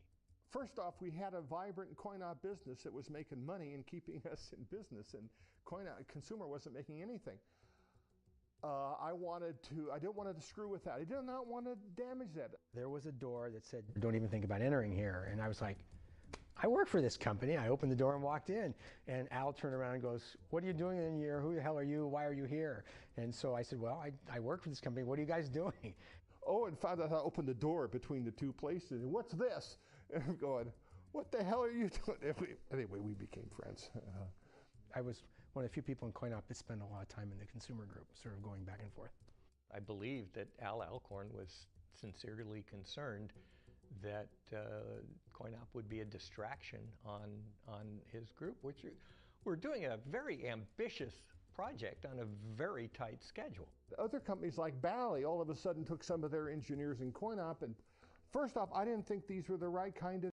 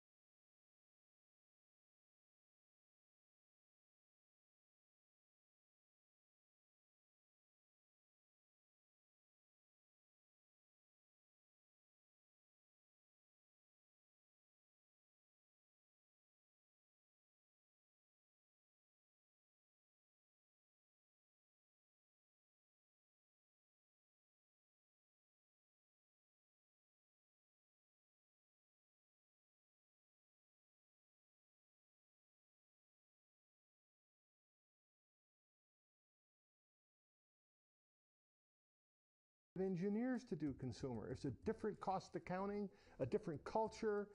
Number two, I didn't want to screw with coin-op success. The arcade games were pretty much in one area, and the consumer people were in another area. Engineering was upstairs for consumer products. We were downstairs, and I only knew a few of them, you know, and it was because we water skied together. There really was two separate companies, it felt like, at a time. They had very different development environment. They, you know, there was no synergy between the two really, other than that we shared games. I have been known to joke that the point of coin-op games is primarily selling players their own adrenaline. So you want an intense, fast-pitch game, and you'll blame yourself if it's over in 3 minutes, not the game. A person who pays 20, 30, 40, 50 bucks for a cartridge wants to milk that thing. So the games themselves are different. Every machine is state of the art. It's all new, fresh, challenging stuff, and it's exciting, and it's real design. Coin-op gets to use more expensive hardware. They get to use tons and tons of hardware, and they get to refresh their hardware all the time. Right, so what's happening is the Atari 2600 chip, the 6502, is a chip you could make in '76. Now Moore's Law is cruising along, doubling computer power every 3 years, but we're using a chip from '76. Every couple of years, a new console would come out. And Atari just had to live with the old technology, but fortunately with programmers figuring out new ways to use it. But for me, there was no rivalry. It was, they made games and they were interesting ideas, and a lot of them we were going to have to try and copy.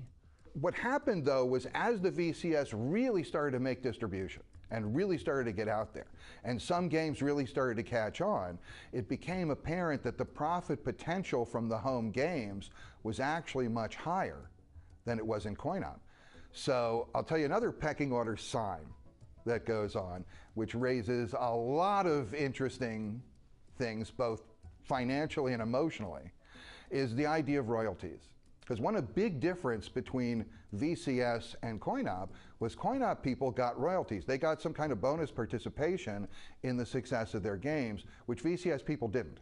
That got to be a sore point, not between coin-op and engineering, but between VCS and management.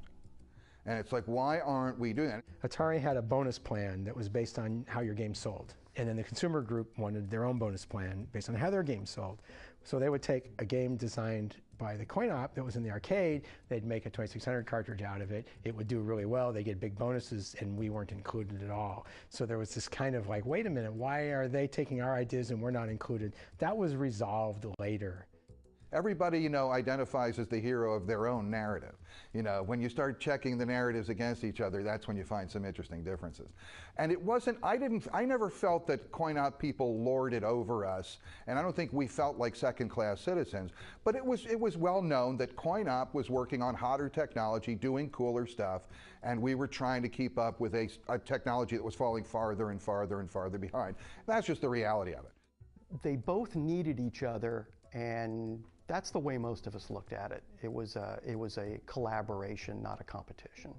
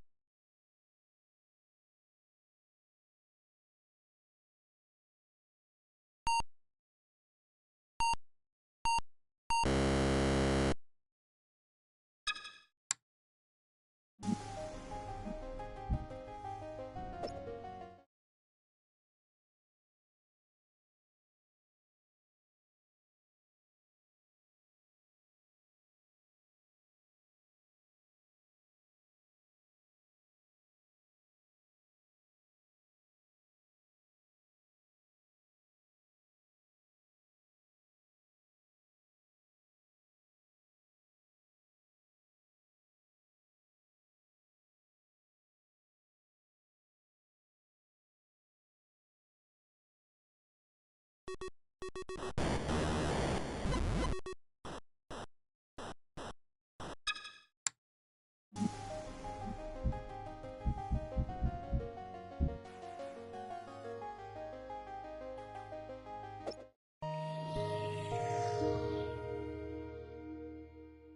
name is Evelyn Cito. I was a graphic designer at Atari, both in the coin-operated division and the consumer division. I majored in graphic design while I was in college, and when I finished, I went back to LA and helped in my family's business, which was a restaurant business. And when I returned, a friend of mine was working at Opera in Harrington, and she was moving on to another position. And so she had me interview with George Opperman, and I was able to come on board on his staff as a production artist. During that time, which is when I started with George, it was the early 70s, and Silicon Valley was just barely a term that was barely coming up. Nolan Bushnell had his company Syzygy, a gaming company, and he needed to change the name of the company. George Farraco, one of his colleagues, suggested that he speak to George Opperman. So I remember them coming in, and George he took on the assignment of redesigning the logo for Syzygy. And they gave him the name Atari. And so, I remember George doodling on his desk.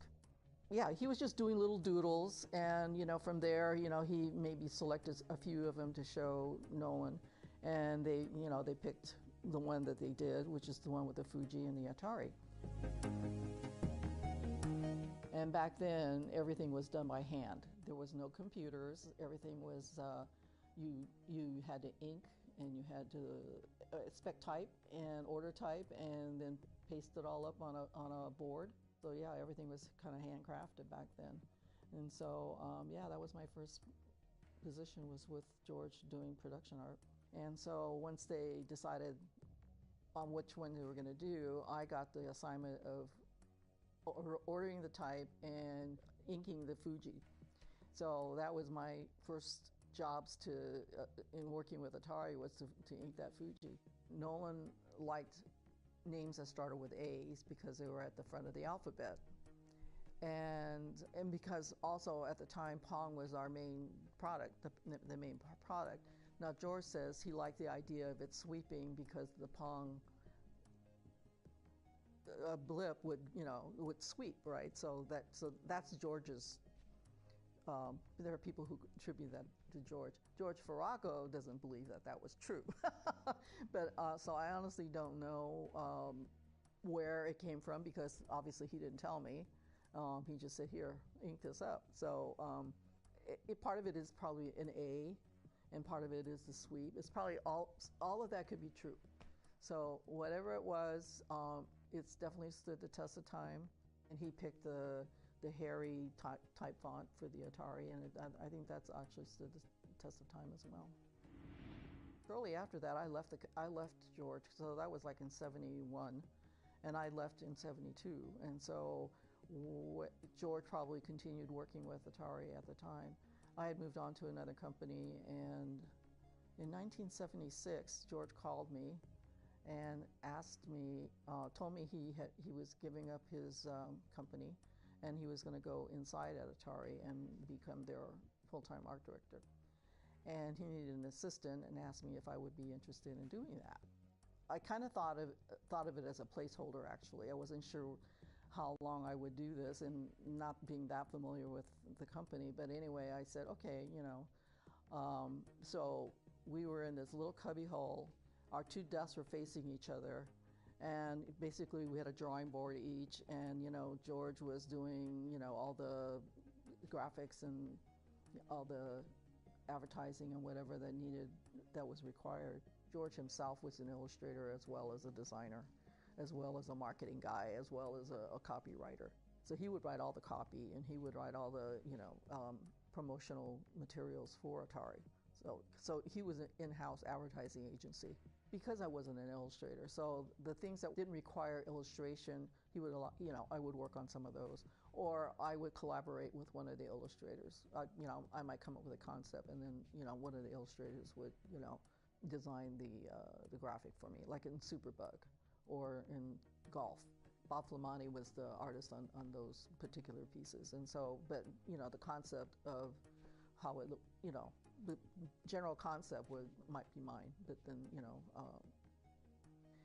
I would basically have the illustrator do it, which is not unusual because a lot of graphic designers are not illustrators. I worked on Superbug, I worked on Fire Truck, which was a two-man game. And see, because those graphics I could deal with, they weren't, it didn't require me to illustrate a person or an animal, so I could do graphic things, but I wasn't able to do illustrations. And I did do football, and or the soccer game that was created from that. And then when Atari got into pinball, I worked on a concept for the Wonder Woman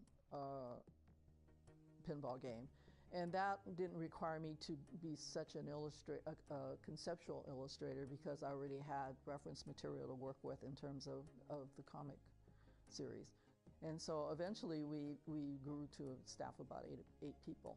And we had a production artist, but George was still doing all the advertising and the brochures and all the marketing materials for any of the games that came up. And so eventually the company grew, and I stayed there for a couple of years and ultimately decided that I had an opportunity to go. In 1977, Atari was already working on the consumer video game system. And I had heard about it but didn't know a whole lot about it. I got asked if I would like to join the consumer group. And so I went ahead and did that. And that's where I felt at home because then I can focus on graphic design more than illustration. That was a great opportunity for me to really focus on branding. They were starting to introduce some other game systems. And so they wanted to figure out how to market it. And we wanted to take a look at what kind of packaging design do we want to go with, because at the time the VCS system was a black background with little vignettes of game players and parents and screen grabs of some of the video games. And so we decided to take a look at what we could do with it. The video computer system was sort of a generic name, and so we decided to maybe focus on blowing up the name Atari. So we made some mock-ups to do that. Basically, on a product shelf, you got 3 seconds to grab somebody's attention. We banded the box with Atari with the number of the game system, and we created some packaging and took it to a store to see how it would stand up next to the competition. And at the time, Odyssey was out, Magnavox, Coleco, there were other game systems out there, and they were similar in design to what we had already created.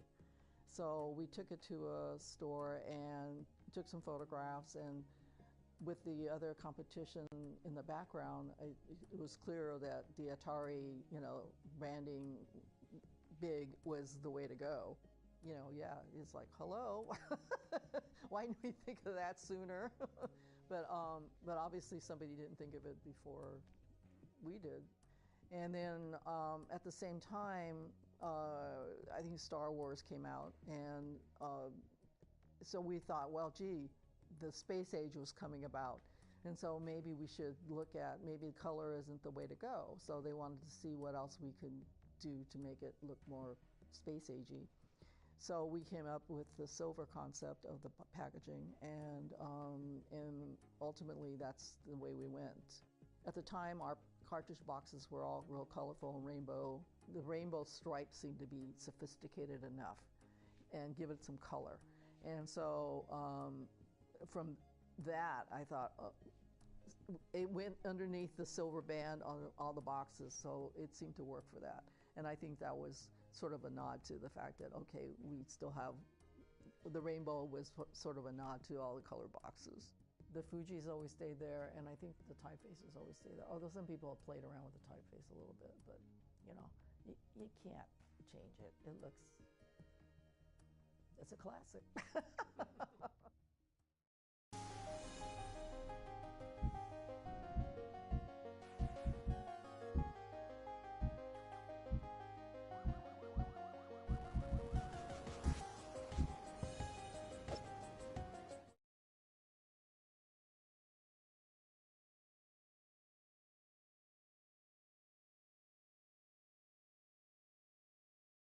Target destroyed.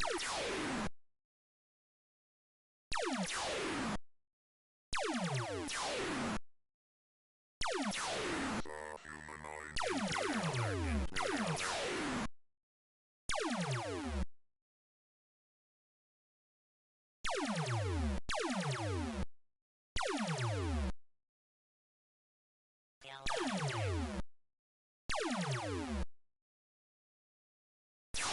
fight like a robot.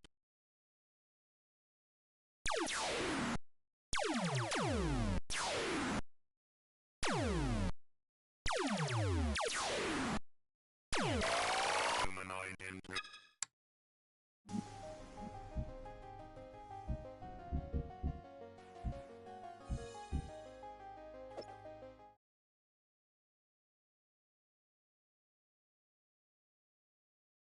Robot attack.